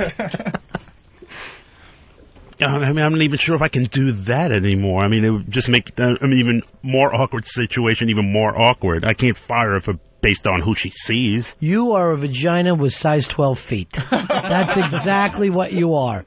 I've never heard of any. There's nothing I can do. Literally, and what he was trying to tell me today about the wiki and fighting situation, Ron, there's nothing I can do. I told Fez, and then I go, why are you telling me then if you've already told Fez? Why keep repeating the "there's nothing I can do" story? You want to get that around as much as possible? And what a girl. Wiki calls to the yell at you, or is just yelling about general things? Yeah, he tracked me down. He was just... Why would you call with fear in your voice to me? It wasn't with fear in my voice. Fear was in your fucking voice. And the rest of your morning's been shot. This is literally the worst fucking show you've ever had. Yeah, it's not my shining hour, not at all. He's nailed agreeing with you. Yeah. Well, where are you taking the girl? Oh, I haven't figured that out yet. I'm a improvisational guy, like a jazz dater. Do yourself a favor. Pick up a fifth, take her straight to your apartment. Do not. Don't waste money. Yeah, don't waste money. And the fifth is for you. She better have her own fucking liquor. Jamie, you're on Fez. What's up, boys? Love the show. It is great. I got one question. What the fuck does it take to get fired from your show? No, you cannot get fired if you come from a certain background. And Earl is... I'll tell you Earl's biggest fucking fear right now. We hire another black guy. We hire another black guy, Earl will not sleep. Do not have fear of any... I don't have any fear in hiring another brother. Even a fear of a black producer? That's what you're afraid of. Not at all. That the quota will suddenly be fine without you. I didn't know there was a quota, even if there is one, but I have no fear of that. None at all. But Earl, imagine it. Another black guy comes in here to work, and let's just say this. He's capable. What happens next? Earl's capable, handy capable. He should be in a Crispin Glover film. Yeah, he should be. And Dave, I think this might be your last day back here. I can't fucking deal with you right now. I don't know what I did. I honestly Nothing. Didn't you hear fucking Earl run you down, blame that whole fiasco on you? Well, yeah. I decided to let him just shove his own head up his ass for once. Oh, that was your head that went up his ass. My ass is fine, yeah. Mr. B. My ass is clean. You're up his ass. Your ass should be fine. Whoever's There's ass. nobody fucking beneath you. Who's ever asked? You better take the fucking bass out of your voice, young man. I'm not yelling at you. I'll jump through that fucking window. I'm not yelling at you. I'm talking to Earl. I'm talking to my anger is pointed at Earl. I'm looking at you, but my anger is for Earl. Well, I'm not fucking picking up on that. That wasn't at you. That was at Earl. I'll stomp you like a fucking baby chick. No. I'm not fucking playing games today. I'm not either. I heard him fucking throw everything at you, and I saw you just fucking sit there. I was sitting there because for once I decided, you know what, I'm going to keep letting him get deeper and deeper. It's frivolous. You're both deeper and deeper. But he was burying you. He fucking drug you down in the quicksand. I put none of that shit on you. Earl did. And I saw you have no defense whatsoever. Mark, you're on Ron and Fez. Yeah, here's Earl in a nutshell. Your pad data during your replays has read 11 a.m. to 2 p.m., Ron and Fez. It's read that for fucking 6 months you've been on for 12 to 3. This man is a fucking shoemaker, not a producer. With his skill set, janitor, phone screener at best if he wasn't black. All right, peace. Mark, you can kiss my ass. Why do you wait for him to hang up before you get No, because he did the quick bail on it. I mean, he said see you and left. He talked for fucking 20 seconds. Why haven't you fixed pad data after all this time? I wasn't even aware of the problem. Well, that's nothing to brag about. No, I wasn't even aware of it. You're not aware of how the show was presented. I'm completely aware of how I get a call from someone, they go, hey, there's some fucking picture of you guys on the Free FM website. Looks like a listener took. Everybody else has a professional picture. I said to Earl, I go, what's with the picture of us on the Free... I guess they didn't want to use the XM, picture. He goes like this. And I'm not kidding. Free FM has a website. I go, it never fucking occurred to you. I go, he goes and checks it. He goes, that's a terrible picture. I go, Earl, you're the producer. It's your job to present the show to the world. Well, I didn't take that picture. I go, I need you to get a fucking picture that works up there. Later I go, did you look at the bio? He goes, was going to. It's really long. He would not read the bio because of the length. Unbelievable. Earl, you have to, as the producer, like when the show's in replay, wouldn't you want to check it out on your own XM radio to see if it's running correctly, if it's running smoothly, if the pad data looks right? Wouldn't you be concerned about that? I'm absolutely concerned about it. I listen to the best of just to make sure everything is in the right place. I got my MiFi. It says Ron and Fez XM 202. I didn't even know there was an extended pad data and once with the time on it. And never once brag about what you don't know when you're the producer. That's a bad thing. Nothing should escape your steely glaze over there, Earl. You're eagle-eyed. And once I was even made aware of the problem, you see why Lily went for Than now, right? Yes. Jesus, that was easy. Yeah. Because he's Than-do. Yeah. Are you going to try to win her back or just drop it? Than, she call you? Yeah. Mm-hmm. I figured. Than got her after 1 day of knowing her. Wow. 1 day. 1 day. Yeah. And I was drunk. Sure. Earl never is. That's part of his problem. You were at your best. You've been waiting, right? You're playing on the softball team with her, and you take her to movies, and you, as a friend, you take her out to dinner as a friend. How long have you known her, Earl? About a year and a half now. And you've liked her the whole time? The liked part was about 6 months into it. 6 months, about a year. So a year. Past 6 months. Yet she had no idea. For a year that you've been taking her out, taking pictures of her in the park. She has no idea. Have you seen any of those pictures? No. Unbelievable. No, they're not. They're just basics. Earl was like, they look like high school pictures. You know what I mean? Like, there's just shrubbery behind her and all, and she's posing on a rock. It looked like anytime Peter Parker was trying to take a picture of Mary Jane. You are fucking Peter Parker, except for you're not Spider-Man. Just Spider. I'll set it up and then I'll look over. You tip it in, and it'll go in as a score for you, okay? So for Earl, what are you going to do about this? Is this now a competition between you and Than? Oh, it's completely a competition now. I mean, I got a tall order here, literally, with Than. Yeah. What is it? What are you going to do? I mean, honestly, I really don't know. I mean, it's kind of an awkward situation now where... Only for you? Yeah, for me, Those two are fine with it. Yeah, I mean, I'm not going to crash their date or anything. That would be petty and crazy. Be funny. Yeah. Just banging outside like Rick Moranis at Ghostbusters. All you got to do is go any place with a cover charge, and you will keep Earl outside. Do not go anywhere free, or Earl, come in just fresh from the rain. You know, maybe I waited too long. Maybe this is something you didn't want to hear. You had a 499-day head start on Than.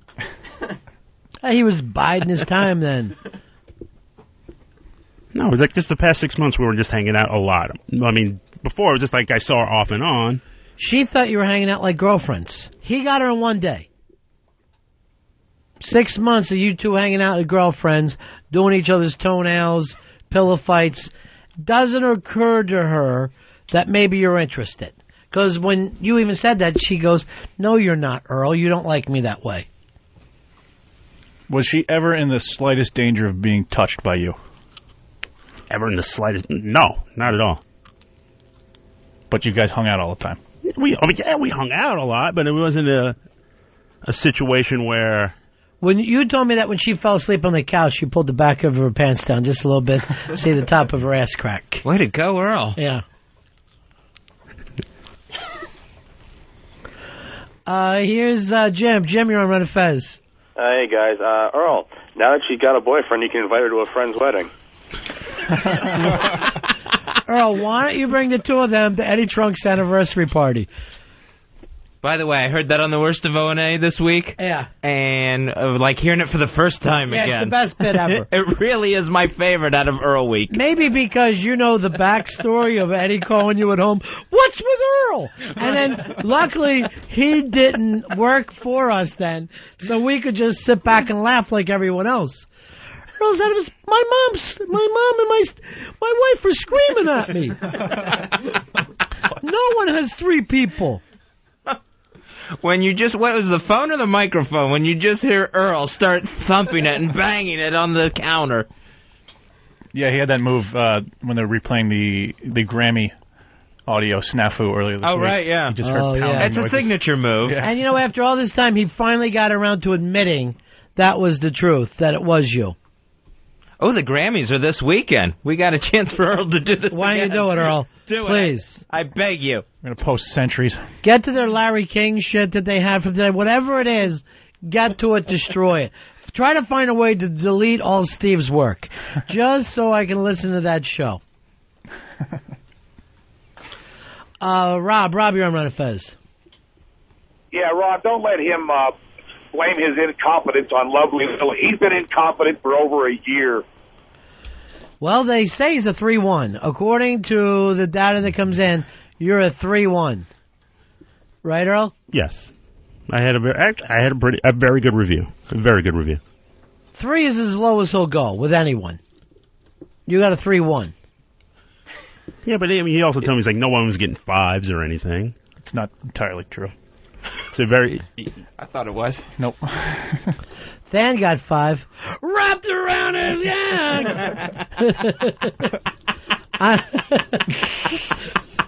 You love that, right? Yes. It's the fact that Earl hurts. It's fun, right? Yeah, it's because I'm hurt today. Yeah.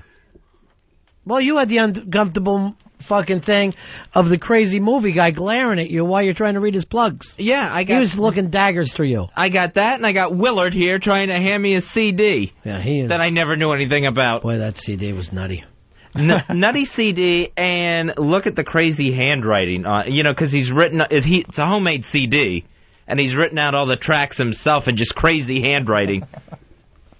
I'm surprised that the track listing isn't in just little letters cut out of magazines and all pasted together. Because he's still here. What? What the fuck is this? And then he's like, it's track 2, and I'm like, I'm looking at the cover and I can't see any numbers. And I'm like, all right, there's numbers on there that he can see and I can't. And he also wrote down his name, Crispin Glover. I think it's Hellion. Hellion? Hellion.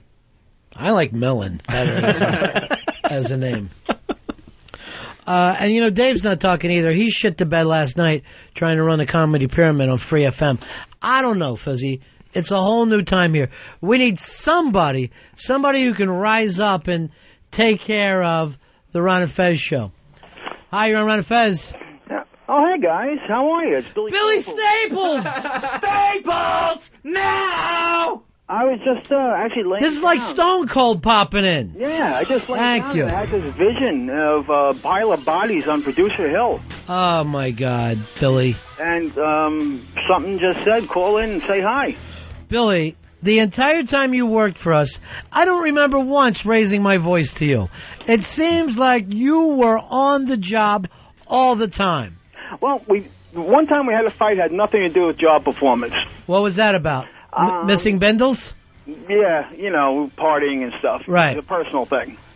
Yeah, when you wouldn't, or Fez wouldn't pay you or something on a bet. Billy wouldn't pay me on a bet. And then I had to take you both out to lunch at the diner and have a sit down with you. I remember the game. It was Panthers-Dolphins in Miami. Yeah, and we still haven't heard that tape, but that's okay. It's water under the bridge, Fez. Water under the bridge. What do you owe him, 100? I think it's fire water under the bridge, Billy. Send him 100. Let's forget this thing. I don't have 100. Yes, you do. Just give me 50. Let me fucking yell out what you make right now. Don't you and do drive it. every one of these pricks insane. Don't. Fez, just give me 50. We'll call it even. Why don't you do it? Send him 50. I'm not giving Billy Staples $50. Staples, is this what you called for? Give him 25. A 5-year-old bet? Absolutely not. I just called because as one of the only survivors of Producer Hill. Yeah. I had a Survivor? Hey, I didn't get killed on the way up there. True. Good point. You're the best, Billy. So, Billy, I may need you to come in and train this redhead how to do phones. Billy used to be so fucking fast on the phones, it was incredible. It was so incredible because it was with little Vienna sausage fingers, too. Right. And he could just Now I'm starving. fly like the wind on these phones. He was the best. You got any sausage links? Well, it comes with actually, really giving a shit about what you're doing. True. Good point. Desire. You loved. Now, last night when Dave fucking could not keep up with the pyramid, I go, Billy used to do this every night because he's going, it can't be done. I'm going as fast as humanly possible. I go, Billy would do this every single night. Billy would break a sweat running the phones. Oh, that's true. I'd be out of breath when you guys would go to commercial. And you were out of breath all the time. Okay, You're slowly killing yourself. But this fucking Dave, I don't know whether because he drowned as a child, but he always looks like he's underwater to me. What, does he get all shaken up and doesn't have an idea what a good joke is? Exactly. He throws in things that don't fucking matter. Mikey D, who should know us, gets a fucking joke on last night that wasn't even a joke, threw off the whole rhythm. Like, how can you not correct him before he gets there? There's a pattern, a procedure to it, Billy. Yeah, and the one thing that I've noticed is, how many times are you going to hear the same joke? Absolutely.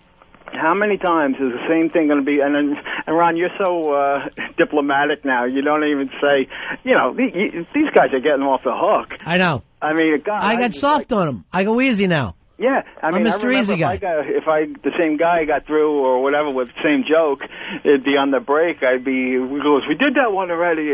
Right. You don't hear them all sometimes, but I've heard the same.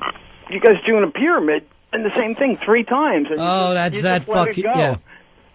Let's face it, we peaked with you, Billy. Well, thank you, gentlemen. But it's like when you go shopping for a car, Ron. Mm-hmm. If you get a new car, you're going to have less problems. You guys got used cars. We really did. And with you, we had a brand new car. Yeah. Brand new Pinto. Still better than you. I'm glad that Crispin Glover is here because Billy's living like it was 1955, baby.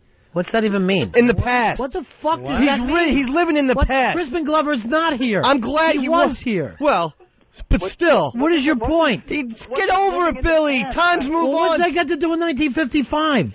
Billy, fucking autumn doesn't stay autumn forever. You're gone. You're not making any sense at all. And seriously, all this is a reflection of the fact that you can't pull it off. If you should have been able to come in here and do something. Stay away from Billy. Matter of fact, I don't want you to fucking say the name Billy ever again. If it's you see a goat, say it's a William goat, because you don't get to use that word anymore. It'll be stricken from the records like Moses.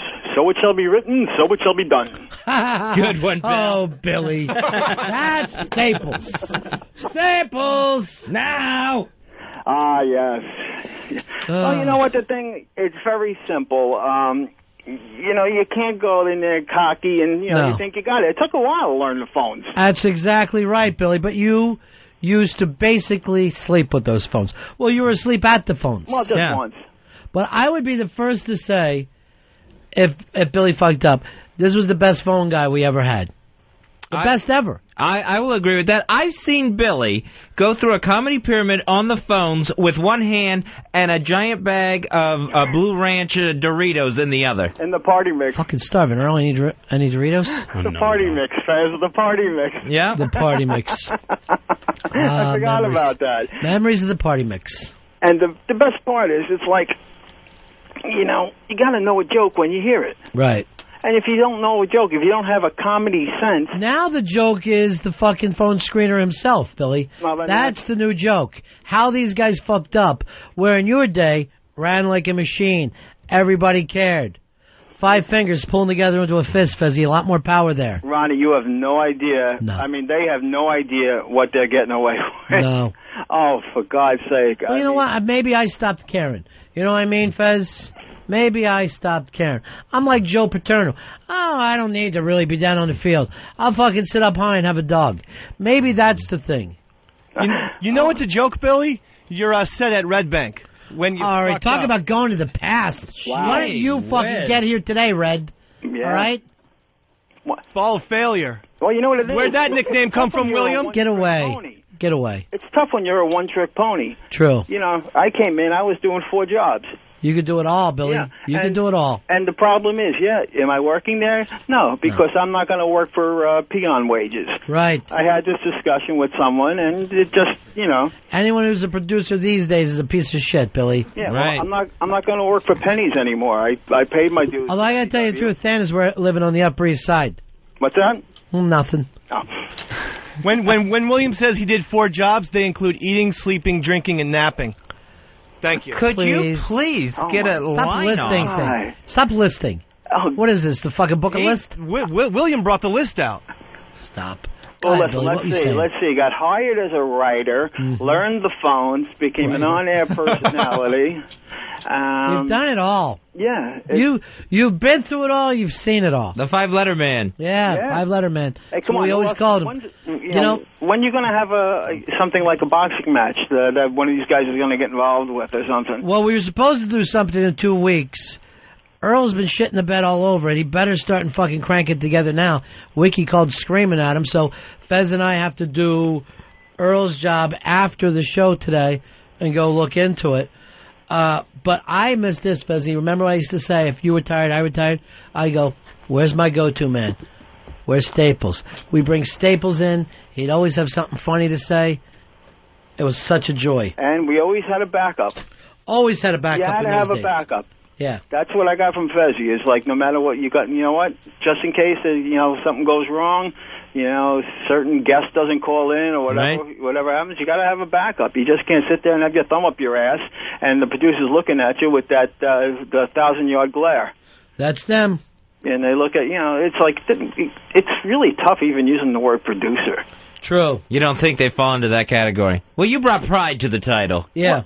Well, in all fairness, I mean, you don't run commercials. You don't have to, work a clock. Right, not like you did. No, I mean, it's so much simpler. You got all your music right at your fingertips. You don't have to go running around looking for songs. You're right. It should be easier. My God, we had to run racks with, do you have this song? Oh, I think it's in the office. We're running down the hallway, and we're pulling songs off of... hey, Billy? Music? Yeah. 9 times out of 10, I was the one that found it. I knew where it was.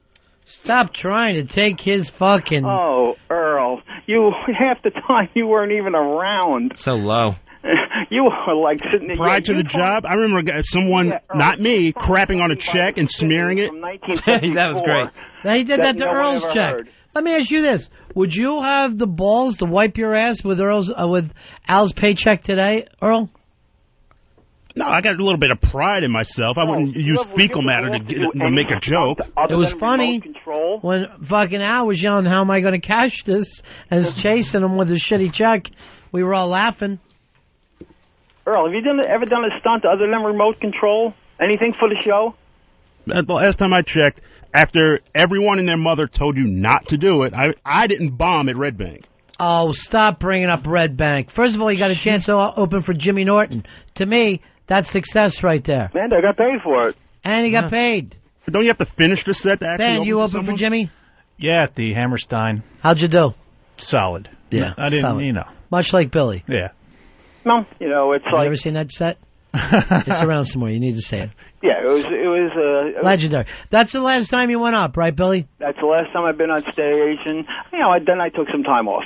I don't blame you. I was there that night. Billy went over like Jim Morrison in Miami in 1968. Jim Morrison, the Doors. God almighty. Miami, Ron. That's Miami. huge. That's fucking gigantic. I had no idea. Yes. Love my girl. Here he comes. That Miami concert is legendary. That's when he got busted for whooping his dick or something, isn't it? Rockin'. He became a legend. All right, when you're getting compliments from the guy who you already ripped, that's the way to go, Billy. Billy, we got to take a break. Oh, it's too bad. It was great to hear from you, though, pal. Well, you know what? If you need help with the wrestling show or whatever, give me a buzz. Love to. I got plenty of ideas, so you know that. You always do, pal. I just wish they go wasted, because it's like I got no outlet for them right now. So isn't it interesting? He's got ideas. Our producers have none. Yeah, nothing coming to the table. Are you serious? Yeah, not one. You don't have like a bunch of papers waiting for you when you come into work every day? Never happens that way. All right, Billy. Hey guys, good luck. And my thoughts and prayers are with you. We're gonna need it, Billy. All right. All right. Take Bye. care. Thanks, Billy Staples. Wow, there goes a man among men. Best I've ever seen. Our former producer and phone screener, Billy Staples. Sounds like someone needs to go back to rehab. Sounds like someone needs to learn how to work a mic. He doesn't know what he's Sounds doing. like someone needs to go back to rehab. Ron and Fez show. On Bennington, Fez watching the Ron and Fez show. XM 202. Bring out the gimp. I think the gimp's sleeping. Well, I guess you just have to go wake him up now, won't you?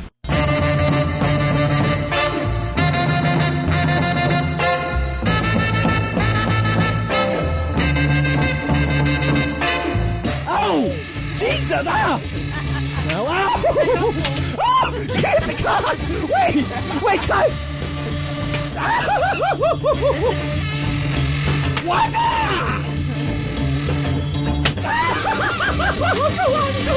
Uncle! No! All right. Ow! Ah! Ah!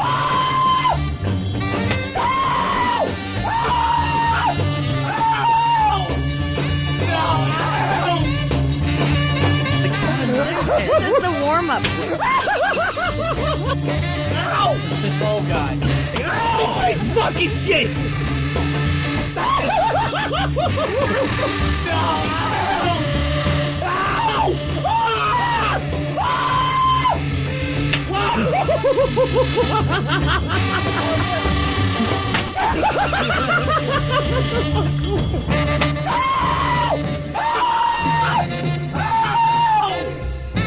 What the fuck was that? Ron and Fez show, hanging out with you till 3 o'clock today. Fez, I gotta tell you the truth. Show started today. We're doing the Anna Nicole thing. Was in the best mood.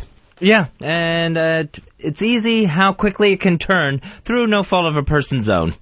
I don't know what that means, but just insane. We ought to try to redo. Maybe on Free tonight we open the same way. Anna Nicole tribute. That's cool. Look over here. We got a song sent to us from, who's this, from Perry? Yeah, from Paranoid. All right, let's take a listen to it. It's just about Anna Nicole? Yeah, about Anna Nicole Smith. Anna Nicole Smith, excuse me.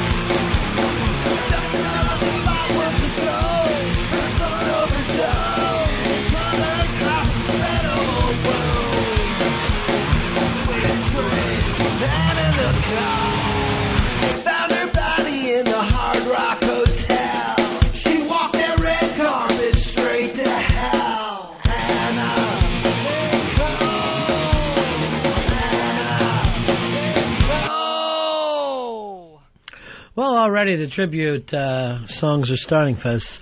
That's Paranoid with Anna Nicole. Hey, Scott, you're on Ron and Fez. Hey, I don't know if this is maybe the right time to bring this up, but I won something out of the Big Ass Prize Closet back in December, and I still haven't gotten it. What did you win? Do you remember? Yeah, it was that Sinatra, Sinatra in Vegas CD, DVD thing. Earl, who's in charge of sending those out? You let the intern send that stuff out. So it didn't get to him because of an intern? Yes, I always tell them, we get their information. I tell them, hey, make sure this gets out, make sure it gets out okay. And, it didn't come back, so obviously something occurred, and we'll have to double-check with FedEx about it. Why don't you take care of this guy and give him something new, okay? Something else that we got. All right, sorry about this, Scott. It's okay. I love the show. All right, peace out. Smitty, you're on Ron and Fez. Yeah, how you doing? I was wondering, does Paranoid do other stuff for other radio stations? Because I could have sworn I heard him on a lame-ass show called Scott and Todd out of Orlando. Well, Scott and Todd is a New York show, right? Right. I guess they syndicate in Orlando. I didn't know that. Let's see. I know he's done stuff for Giant Brian's show in Philadelphia, and obviously he's done stuff for the Hideout. By the way, I'll have to tell you this off the air. I think Perry's got a crazy show coming up on his website soon. Oh, thecosmiccircus.com. I'll just tell you what he told me. Cheeseface. And... Okay. Remember the weirdness with Cheeseface? Right. Apparently it went way too far. Really? And became a police matter. So I believe he's going to have Cheese on to discuss the whole story. But it's a weird one. It's very, very weird. Here's Chad. Chad, you're on Ron and Fez. Hey, Earl, I got a question for you, sweetie. Are you there? Don't call me sweetie. Okay. To be called a producer, does one not have to actually produce? Yes, and I do that on a daily basis. You produce fuck-ups. You produce fuck-ups. All right, well, I say we put Dave in your seat, sweetie. Stop calling me you don't know me. Don't call me sweetie. Is that a bad thing? You're not sweet? No, I just don't want... How about sweaty? No, I just don't want a guy calling me sweetie, that's all. Why? You homophobic? All right, sweetie, I'm sorry. Well, I am gay. Are you homophobic, girl? I'm not a homophobic. Anybody can pick their own lifestyle, but just don't call me sweetie. You don't know me. Okay, sweetie. All right, sweetie. I love you, baby. Kiss my ass. All right. Oh, boy. The whole thing about bringing Dave in, obviously that's going to work. Dave is in the same position. I think we need to give Elo a call and ask, as Billy Staples as a consultant, come in here and put these two guys through boot camp. Producer boot camp. It may be the only answer at this point, Sergeant Staples. And yeah, he may break one of you, but the other one of you will turn into a producer. Staples style. Don't you have to get out of the house to actually be a consultant? What, do you feel better than him because he had an injury? He had an accident. Driving home from work, he hit a telephone pole. That's not something we attack people for. Hey, Jeff, you're on Ron and Fez. Hi, I just wanted to know how Earl's going to feel when he finds out that Fan's going to give a really deep, hard dicking to Lou. All right, that's enough. That's none of our business. That's between these two young kids. I wish them all the best. They seem to be very into each other. Earl, you wish them all the best? No, I don't. Wow. Doesn't seem like the bigger man attitude to take. I'm a little bitter, okay? I'm a little hurt. What's wrong? Heart, your heart gets broke, you get ripped out, you get your guts exposed. How do you expect me to feel? Here's our buddy Paranoid. Hey, Perry. Hey, buddy. No, I don't do stuff for any other show but Ron and Fez, brother, exclusively. That's it. Didn't you have a deal with Giant Brian, and what was his, I forget the name of his show? The Giant Show over at GiantBrian.com. Great little show, but he took a chair shot to my head. So I'm not doing anything for anybody but the Ron and Fez show. Come on. Didn't you do something for him in his Philly show with, I forget, the zoo guy, the famous Oh, zookeeper. John DeBella. Yeah. Wazoo, baby. Yeah. Yeah, I did a thing back in the day, but it's all over.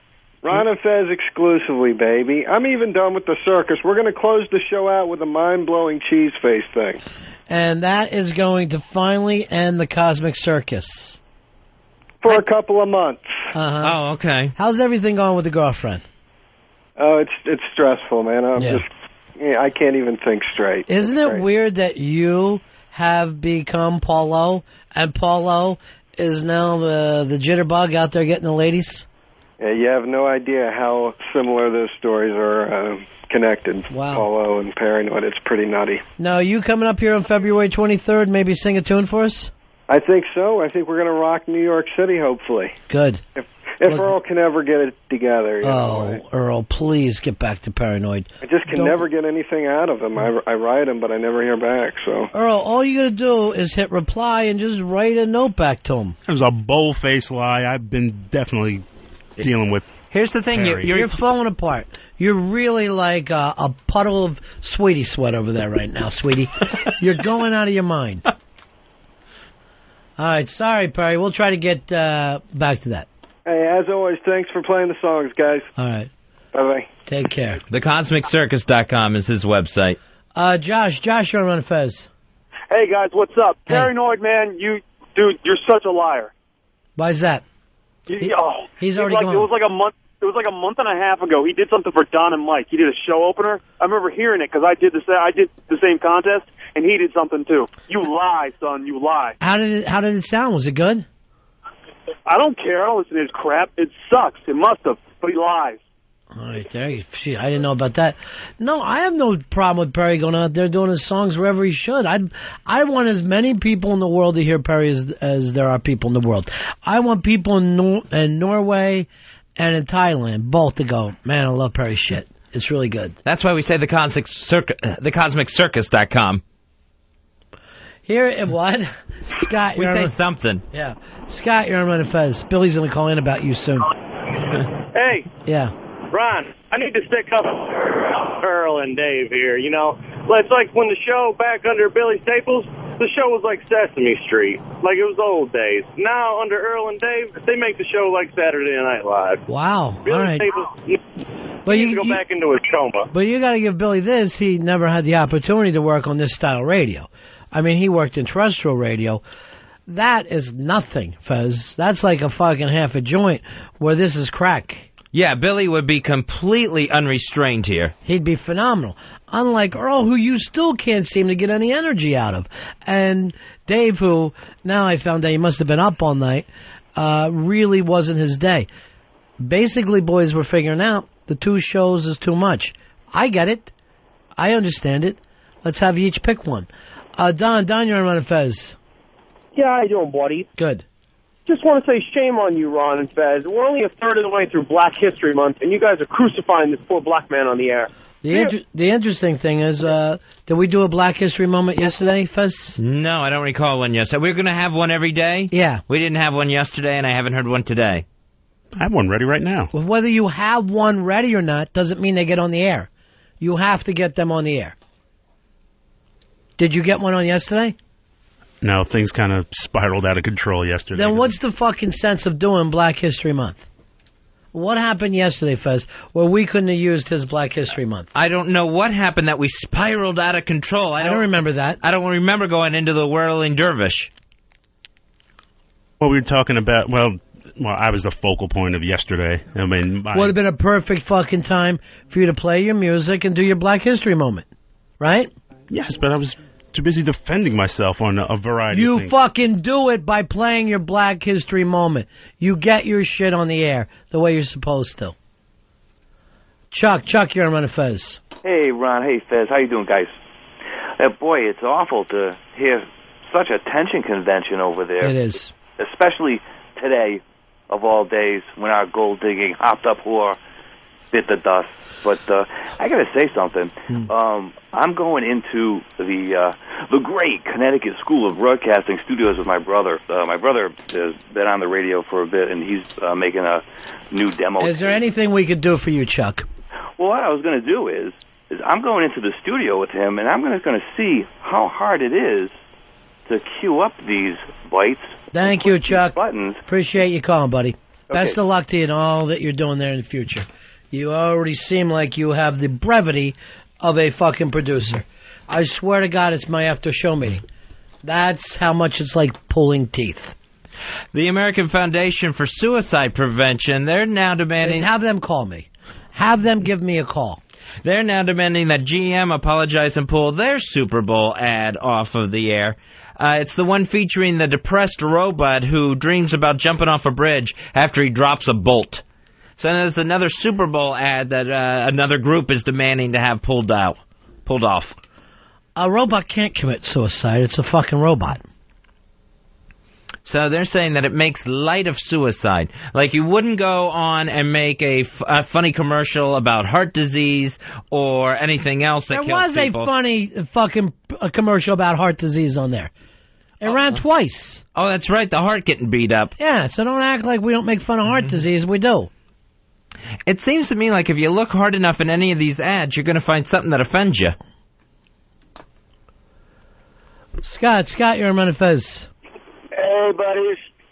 Hey, my sweet Safi. Come on, man. You got that girl Lily's got you all mixed up. No wonder you're not getting anything done. Not that you ever did. So you... Ron and Fez. Ron Bennington, Fez Wadley, The Ron and Fez Show. XM 202.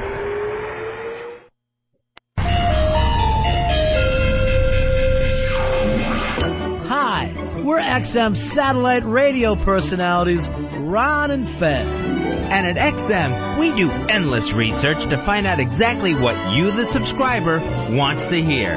Then we pinpoint our programming to give you the very best in specialized satellite radio entertainment. Including great new XM channels like Red. It's all songs about one of America's favorite colors.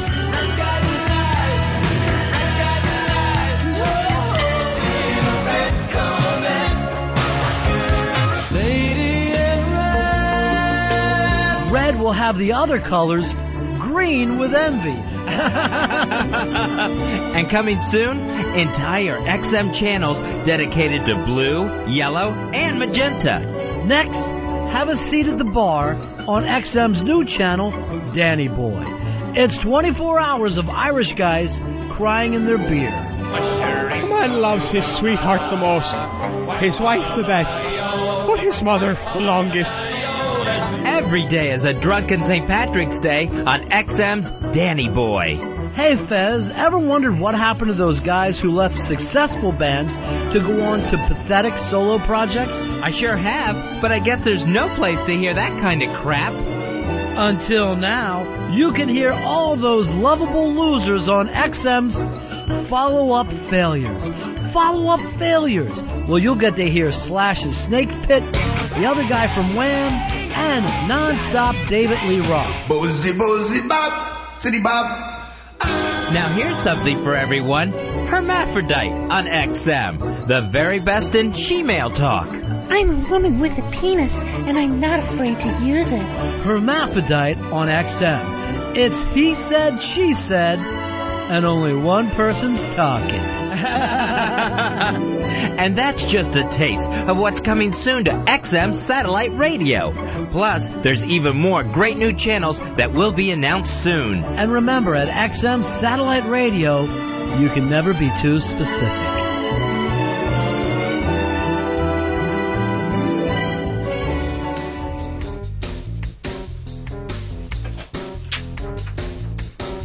Back with the Ron and Fez Show, 866-RON-0-FEZ. That's 866-766-0339. Or you can always email us at ronandfez@AOL.com. That's RONANDFEZ@AOL.com. The Pro Bowl is this weekend. The AFC favored by 4. It's like that football game that even though the football season is over, here's a football game just to remind you that it's over. It doesn't even count. It's not real. It's just more annoying than an actual football game. So AFC favored by 4 in that one. Well, every other sport does their thing in the middle of the season, kind of a celebration and a break in the season, and this one's at the end of the season, so you really don't care at all. Wade Phillips, he's the new head coach of the Dallas Cowboys, getting one more chance in the NFL. Maybe third time will be the charm for Big Wade. Well-respected guy. They've always liked him. He was the San Diego defensive coordinator. That's where he's coming from to Dallas. 866-RON-0-FEZ. That's 866-RON-0-FEZ. Got an email from a friend of mine. This is like the second one, I think, this month. They got 3 kids. Can I sponsor their kid in a jump rope-a-thon this time? So this is like another email where it's like, could you please sponsor one of my kids? And where are they at, in Florida? Yeah, in Florida. I mean, was it a flipper? No, it was as a brookie. Oh, that you don't even know anymore. Yeah, really don't even see them. If it was Flippers kids, you see them all the time, you would sponsor them. Right. But this is a distant. This is a person that I see maybe once a year and didn't even see any last year, so I can't even say that much. No, that's... I know that you worry about obligations. Mm-hmm. I would send back an email. Our youth is over. We have each gone our own ways. Because you were only really strongly friends with this person till you were about in your early 20s? Right, yeah. Yeah, you've known just about my entire friendship with this person. Yeah, that's ridiculous. That has to stop. So, and every month it's another kid is doing something. It's a walk-a-thon. This is a jump rope-a-thon. It's a Let's Bug Fez for Money-a-thon. What are you going to do? I'll probably end up writing a check. Why? These people have no connection to you. Nothing at all. Yeah, and then here's the thing. It's a little kid. You know, I think this is like their 4-year-old, and they'll sign his name on it. You know, at the bottom of the email. They'll write his name, like he actually sent it to me. Dear Uncle Fez. It's a lie. Yeah, you gotta nip that in the bud. I mean, I'm like, my friends from the past, I love them, but, you know, life moves on. I don't have that thing. You're more of you check up every year on people. Yeah, I like to check in, and then it's like, then we go through the whole thing of, we have to get together more. Yeah, this is not true, though. It's a lie. When our show breaks up, Fez, and after today, it feels like we're on the fast track for that. Let's not stay in touch. Let's just remember the great times that we had. I don't like to stay in touch. Well, I'd really like to stay in touch with you. I mean, I have nothing to do. All we have in common is work. I think men should only talk about work or alcohol, and, you know, I don't drink anymore. So there's no way for me to get to, way for me to get together with anyone. Is there like a certain, how long you should go when you stay in touch with old friends? Like, is there a timeline, like every 6 months, every 3 months? My rule of thumb is every funeral. When you're at a buddy's funeral, you know, you got to go back for the funeral. Then you say to the old friends, bro, I got to see you more, man. Let's do something. And then you forget all about it and go back to your life. I really go big chill. I love the big chill thing where everybody gets back together. But when the funeral's over, I got to get out of there. Michael, you're on Ron and Fez. Hey, buddy. Hey, Fezzy. What do you think about John Gruden saying that he would love to have the opportunity to coach in Philly since all that stuff's happened with Andy Reid's son? I hadn't heard that. I don't even know what's going on with Andy Reid's son. He got arrested for pointing a gun at another motorist and got possession of drugs and paraphernalia. So he really is part of the Philadelphia community. I don't have a problem. That's what I hear. And yeah, I don't see Andy Reid quitting over that. Well, Reid's always been kind of the family kind of guy, and I don't know with all this. He might step down, and Gruden said that he would love. You know, everybody's kids get in trouble. You cannot quit your job because your kid did something. I agree. I agree cold-heartedly about that. But John Gruden actually said, I'd love to go to Philly? Yeah, he said that he'd love to have the opportunity to head coach in Philly one day. Wow, I hadn't heard that one. Yeah, this seems like a non-story. I don't believe it. I don't think... I mean, he might have said, I'd like to coach in Philly one day, but I'm happy here. You know, just being polite, trying to walk that line. I don't think so. And I do not think Philadelphia is the place for John Gruden. He was like special teams coach or receivers coach there at one time, and that was tough on him. And when you get the head coaching job in Philly... It's tougher than being president of the United States. They're on you constantly. Yeah, that's a really thick-skinned job. He needs to stay in Tampa Bay. For his I don't know if the team needs him to stay in Tampa Bay, but for his own sake, he needs to stay in Tampa Bay. Well, you know, there's certain places that are sports crazy. You know what I mean? If you're going to coach in New York, Chicago, Dallas is a very tough place for a coach. Any of the jobs in Boston, tough place for a coach. They always say New York in particular because there's so many media outlets. You got 3 daily newspapers, sports radio, television, all out of here. In Tampa, the newspaper is a weekly, so that's not a problem. Once a week, there's only one paper. It's a weekly. And the television itself goes off at midnight. Halfway through the Letterman show, the TV just goes dark. They shut everything down. So that is not a difficult place to coach. The sports news on television in Tampa is done by the anchor, where the anchor will just now go, and now to sports, and turn around and start reading. So he's not going to go out and follow the team. Easy place to coach. Yeah, John Gruden gets really pretty much a free pass there, especially since having that Super Bowl. Why isn't there a daily newspaper in the state of Florida? Is it too hot? It's really hot, because nobody can deliver it, not heat. They have to be delivered, plus and the ink runs. Yeah, you're gonna go out there. There's gonna be nothing but a blotchy piece of paper, right? And it's really cheap paper too to begin with. It's almost like a really flimsy bar napkin. The Tampa paper comes out once a week. It's called the Palmetto Bug, and there's a big. Well, half the fucking thing is just the logo, which is just a large cockroach, life size. Yeah, so it's not a bad thing at all. Look what it is, Fezzy. It's Flight Benefits from Pal Talk. Hey, Flight. Hey, guys. How are you? Good, I'm good. I think your problem with Earl and his production skills is that he just doesn't care about his job anymore. Well, I got to agree with that. I mean, I don't want to get back into it, but I really picked it up today that he doesn't care. Why don't you bring a chimpanzee up there and me, and we'll have like a production showdown and see who can do a better job. Earl, would you be up to that? Totally be up to that.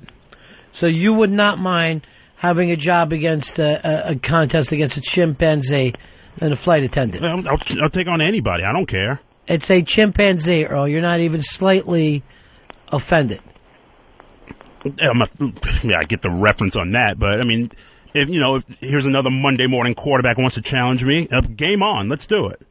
No, I'll do it. I don't know anything about radio. I just need a crash course, and we'll see. No, you come in cold because you seem to know everything. Why would you come in cold? Why can't? No, she's this big. Hey, anybody can do this. Come on in and do it. I'm up for it. All right, we'd love to have you, Flight. Okay, I'll see you soon, then. Bye-bye, darling. Bye. Well, I know at least this much. If Flight Benefits comes in for a producer challenge, I know that drink cart is going to get out here a lot faster to me and you. And by the way, one of the things that I'm grading on is going to be bathing suit competition. Good luck, Earl. Tom, you're on Ron and Fez. Hey, what's up, buddies? I got a spy report. I need one. Spy report. Spy report. Zsa Spy report. Spy report. Spy report. Yes, Tom. What do you got for us? Zsa Gabor's husband. Spy report. Yes, Tom. Zsa Gabor's husband is now saying he's the father. Spy report. Spy report. Zsa Gabor's husband says that he's her father. He has got to be an old guy. Zsa Gabor's husband would be over 100. 1 million. It's Prince Frederick von Anhalt. What's that? Prince Frederick von Anhalt. What about him? That's the guy's name. So a third person now says the Anna Nicole baby thing? Yeah. He says he's the father. Maury Povich. Well, where's Zsa? I thought she was dead, but I guess I'm wrong. Peace. How many of the Gabors are left? I think just one, just Zsa. Ava's gone? Ava Gabor is gone. I know this is crazy, but she was my favorite. Everyone likes Zsa. Because the name is Zsa. It's a great name. It looks like, how do you would even pronounce that? The ZS. Personally, even Ja would be a great name, but Zsa.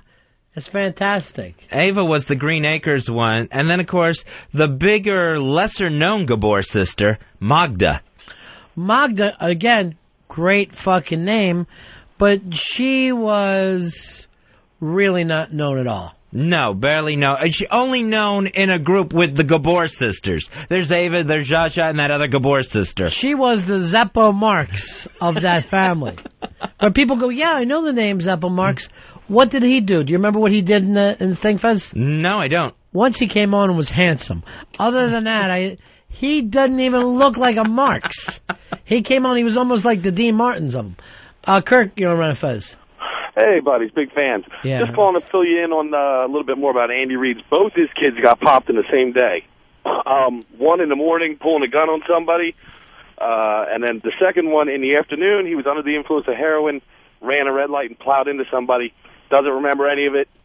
Couldn't follow simple instructions at the scene.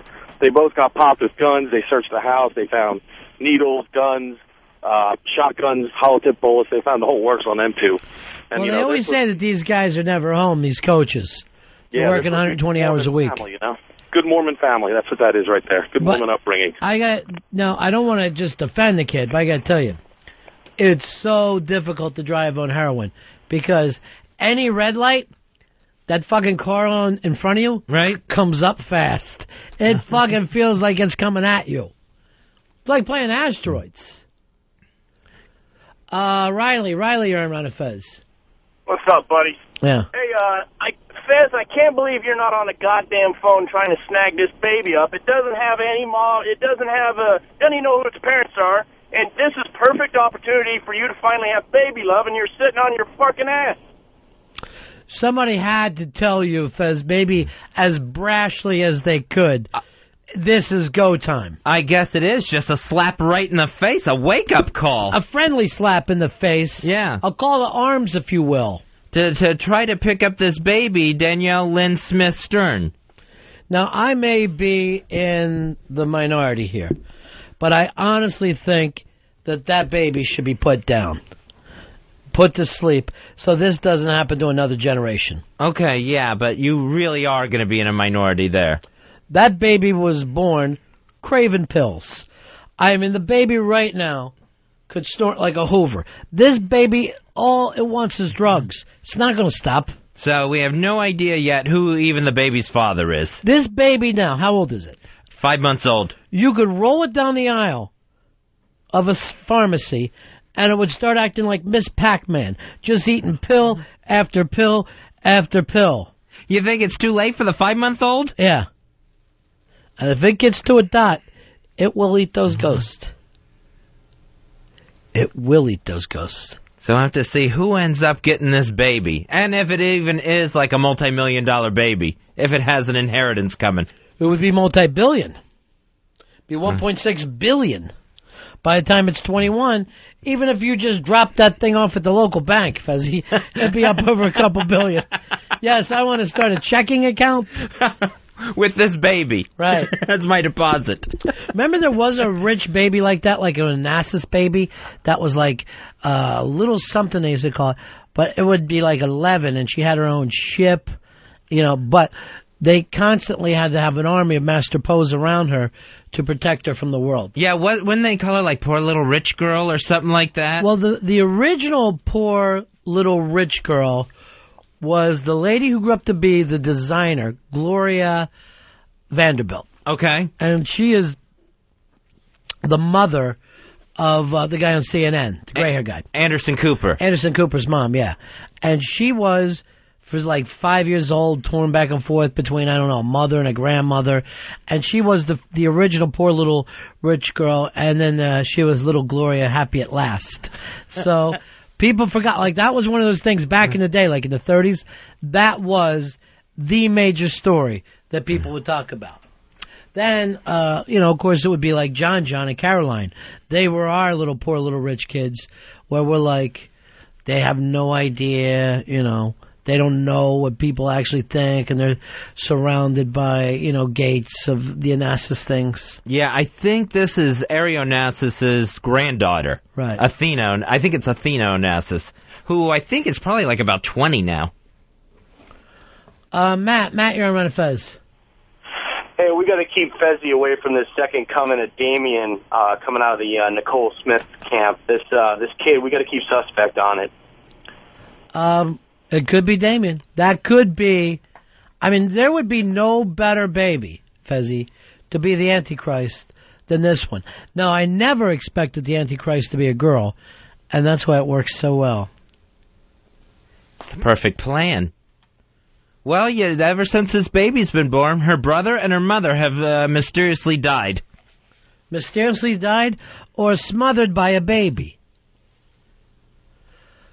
Tommy, you're on the Ron and Fez show. Yeah. Just wanted to... Tommy? Been listening to... Yeah, hey. Tommy, can you hear me? I can hear you, buddy.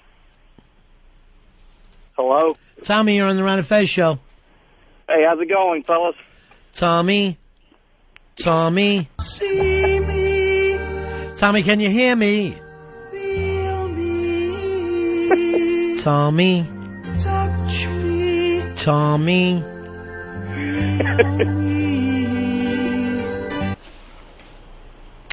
Tommy, can you hear me? See me. Tommy? Yes. Yeah. Tommy? Touch me. I hear you. Tommy? See me. Feel me. Touch me. It's the Ron and Fez show. I saw Lily come in and just make a mad dash for the back. Literally had her head down, making a mad dash for the back. I guess she was listening to a little XM radio today. Nos, the intern, is outside the studio laughing and nodding, just nodding in agreement with you. Yeah, she flew by. She's got a big date.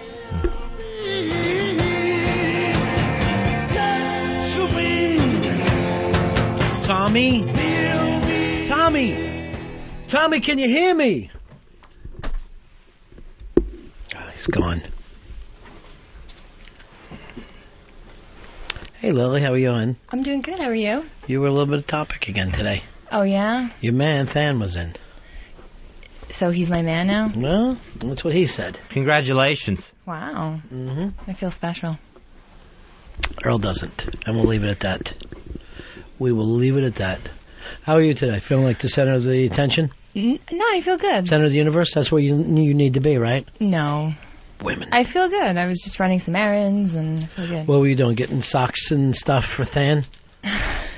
Let him get his own. You're not at his beck and call. He's too busy with the Than and Sam show to get his own socks. I guess so. Big star now. Be careful. They are trying to get you to sleep with Sam's girlfriend. And I don't think she's really pretty. I don't think you're ready for that. I don't think your little body's ready for that. You're just still getting used to everything right now. Still getting used to your curves or, you know what, let me say it in a language that you would understand for the kids. Your humps. Your lady lumps. This is all still new to you. Well, I'm 25. I think I went through my... There you go, little girl. Just your time. Your 24th summer was quite a big deal. Wasn't it? She has bloomed. She has bloomed. And me and Auntie Fezzy, we just joy in it. We joy in watching you grow up. Unfortunately, here comes Earl trying to fix that chipperwood that you have in the backyard. Fez, you said you couldn't sleep last night from some... perfume on your head.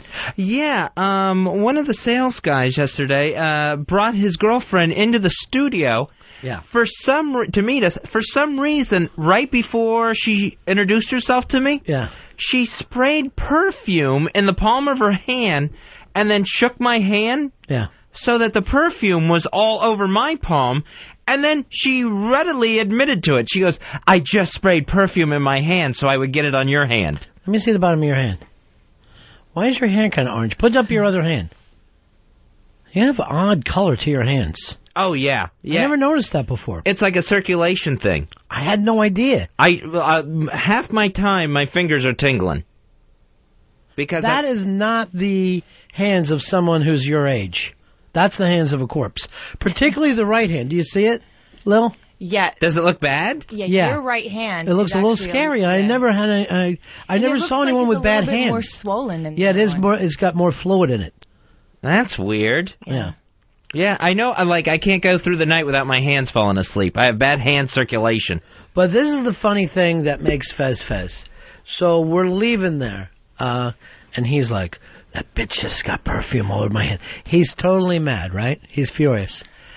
Every other guy on our show was doing backflips over that girl, and so was Lily. Lily's like, believe me, I'm not into chicks, but she is amazing. Yeah, she's and really pretty. and Dave said to me, I'm jacking to that tonight. I swear to God, I guarantee I'm jacking to that.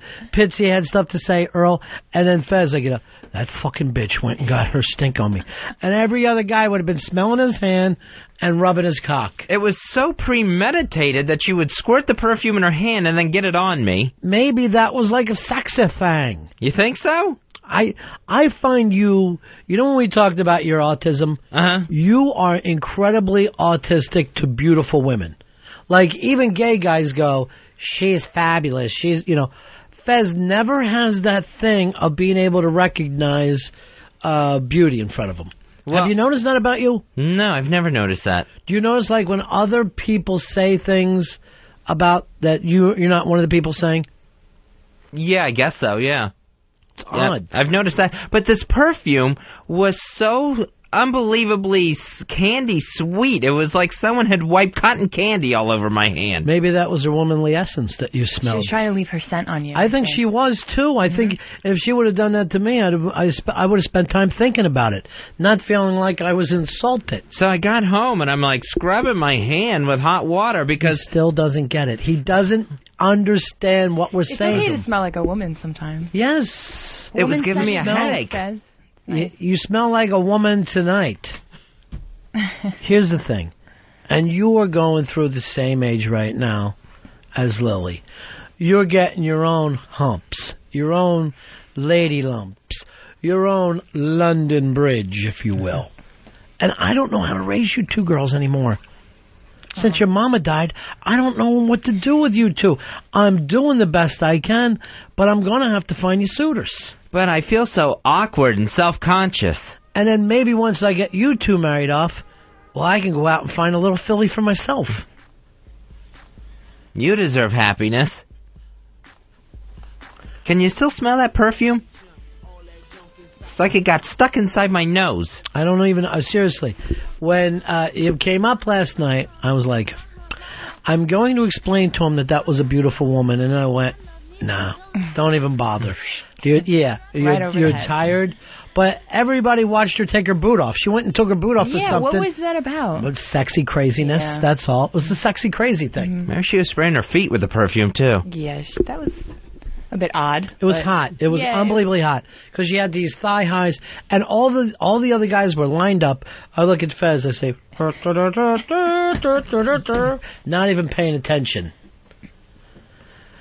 Here's Randy. Randy, you're on Ron and Fez. Big ass 307, buddies. Hey, buddy, how are you? I'm fine. I think she sprayed the perfume, Mike, as a preventative method from Fartley's farts over there.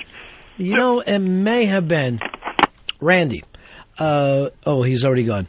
It may have been one of those situations, Fez, where you had your own stank. I did not let one in front of that woman, and then that's why she's spraying me with perfume. Do you remember when the autistic thing, and we think because you have the synesthesia and shit like that, you might be a little autistic? Right, I remember. I would like to have you checked to see if you can recognize physical beauty.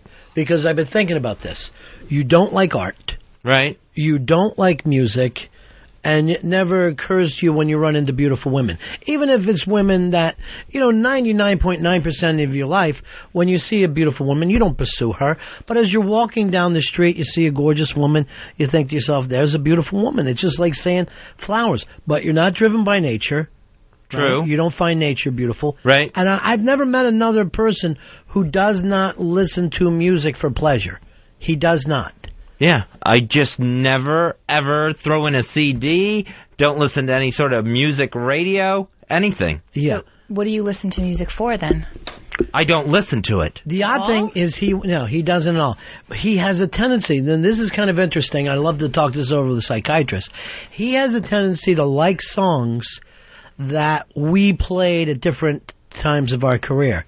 So he'll be like, oh, I love this song, but it will really remind him of me, him, and Eddie and Flipper doing something, or another song will remind him of me, him, and Ronnie D. Something that takes him back and goes, oh, yeah. And then he'll say, I love this song. Remember, we used to play this then. So he gets the thing like it's an anchor for him to different times. but he would not just go home, put on a Beatles album, and go, God, this is beautiful. He doesn't have that ability, or I'm not going to say ability. Desire. Yeah, I guess desire. A craving. But at the same time, I think you don't have the desire because you don't get it. And for you, never really realized that was a beautiful woman last night? No. In all honesty. Yeah, in all honesty. Yeah. And she was really pretty. She's very, very attractive. She wasn't even just pretty. She had like a fucking Matrix thing going on. Like, it was real exotic. Her whole look wasn't even, realistic. And everybody in the room was shaken by it. And again, it's not like, well, this proves that we're heterosexual, because she was on her own fucking trip, and it's like looking up and seeing a comet. You're going to check it out and go, that's something. But your thing immediately was, I can't believe this asshole. You just saw the negative. Yeah, and not even just saw the negative. He did not see the positive at all. It was something, and then that took me back to the autism. Yeah, where it was, all right, first of all, I didn't recognize, the woman as being this great beauty, and didn't recognize anybody in the room noticing it either. Well, I did. We were all like... I mean, how many times are me and Lily going to look over and go, oh, Jesus, you know what I'm saying? Right. And Dave actually said to me, he said, I'm going to spank to her tonight. Dave... I missed all this. Yeah. And you were there. Right, yeah. You were there for it, yeah. I was obviously right next to her. Yeah, absolutely. And I did. I spanked twice to her. She was that amazingly hot. Just, oh! And when she, like, the weird, I'm going to take off my thigh-length boot, everybody just watched like it was a fucking TV show, You couldn't help but look. Yeah. She just had that thing. And yet this is something in life you do not see. Yeah, I just don't see it. It just doesn't occur to me or register with me. And that had me think last night. Again, you don't like film, really. You like your kind of movie things, but not what people consider film. You don't like a museum. You hate a museum. I can't stand a museum. Drives me nuts. You've never seen a painting that just took you? Never one that just touched me, like in Ferris Bueller's Day, right, where they're staring at that painting and, it just affects camera. I've never had that moment. Even like Starry Night, none of that means anything to you? No. Women, never ran into a beautiful woman, don't really like nature. I wonder why that is, Fez. I don't know. Yeah. Earl, you saw this woman last night. I was in the corner. I was straining to get a really good look at it because I couldn't leave that corner. I was just like I almost forgot what I was doing. That's how stunning she was. She was just absolutely stunning. And now that hand of yours is orange. I don't know what's happening. The orange hand. I don't know whether are you turning into the thing? You don't have human emotions and you're turning orange. Was that the hand that you shook her hand with? Yeah, this was the perfume hand. Maybe this one. You're having an allergic reaction to women's perfume. Is it like that all the time, Fez? Yeah, I mean, I'm really affected by smells, like really strong odors, like that perfume. And yet you fart the way you do. I don't fart that much, and perfumes affect me. Maybe because it's not that much, you let it build up, till it's like something died. I always get a headache from a perfume. Like walking through a department store, through that cologne section. It's a whole different conversation, though. Not taking away from where we were last night. You're deflecting. You're deflecting. And again, the perfume, it's something of beauty. Something that you smell in the world, you enjoy. Like you would never sit there and have that wine, smell it, oh, flower. None of that do you do. You push odors away. You push sights away, sounds away. You may be autistic. You like numbers, and yet you can't add. Yeah. There's something crazy going on with you. All right, I got to get checked. Yeah. Well, I don't think you can cure it. No, it's just who you are. I would just like to know if there's something in there, though. Yeah. Something to that. Maybe if that's true, maybe I should get some of your money. Why? It just doesn't seem fair that I'm the one seeing everything and experiencing everything. And Rob, you're on Ron and Fez. Hey, buddies, how you doing? Yeah. Great show. Yeah. Hey, Earl, hang in there, man. I'll take all that shit.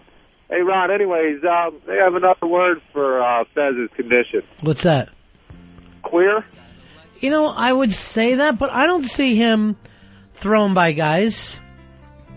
No, I just Maybe I'm just so maniacally into myself that I just don't notice other things outside my own But little beauty stuns me. That's what gets to me. But that does sound autistic, where it's like you're stuck in your own world. Right.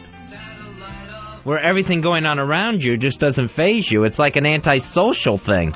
I mean, it's one thing, like, you don't see Lily. I don't blame you for that. Who's going to notice her? Right. But, you know, she's just, well, she's one of the guys. She's like a tomboy, you know? Sure. Yep. She's like, here's my overalls. I got some hay hanging in my mouth. I'm an idiot. Should have seen her before that 24th summer. Now she has humps. Lady lumps. Anyway, so that's got me thinking. It's got me thinking, too, now. You're almost like The Walking Dead. I'm still living. I'm still breathing. You're not... Your eye doesn't turn from beauty. You don't like nature. The only person I know that doesn't have a music preference. It's not... You just do not like music. No sense of humor. And an inability to enjoy smells. Smells... I mean, perfumes is because they smell good. Food smells, do you like it all? I mean, I know what I like, you know. Like bacon. Like a nose up a guy's ass might be something you like. Oh, and there's that other thing, too, we talked about. Sucking cock? No. There's just, like, no affection towards pets. Yes, very good. You I mean, have no affection towards pets, and when I go, didn't you love your dog? And you're like, no, when the dog died, I just wanted my dad to get out because he goes, I felt like there was a dead thing in the house. Yeah, that's the thing that freaked me. Isn't that one of the characteristics of a serial killer? It is. I think it is. No, that's honestly. actually killing the pets. Luckily, he's afraid of guns and sharp things. So he can't do... His fears are so big, he can't hurt us. All right, tonight we're going to try to restart with the Anna Nicole thing. And really, Earl, you're going to have your just chance to redeem yourself tonight, all right? All right. Do me a favor. Here with Lily, be professional. Don't Please. try to win her back. She's Stan. Stan is her man. And that's it, Stan. That's it for us. I'm taking the autistic across the street. That's the end of my show. Donk. See ya.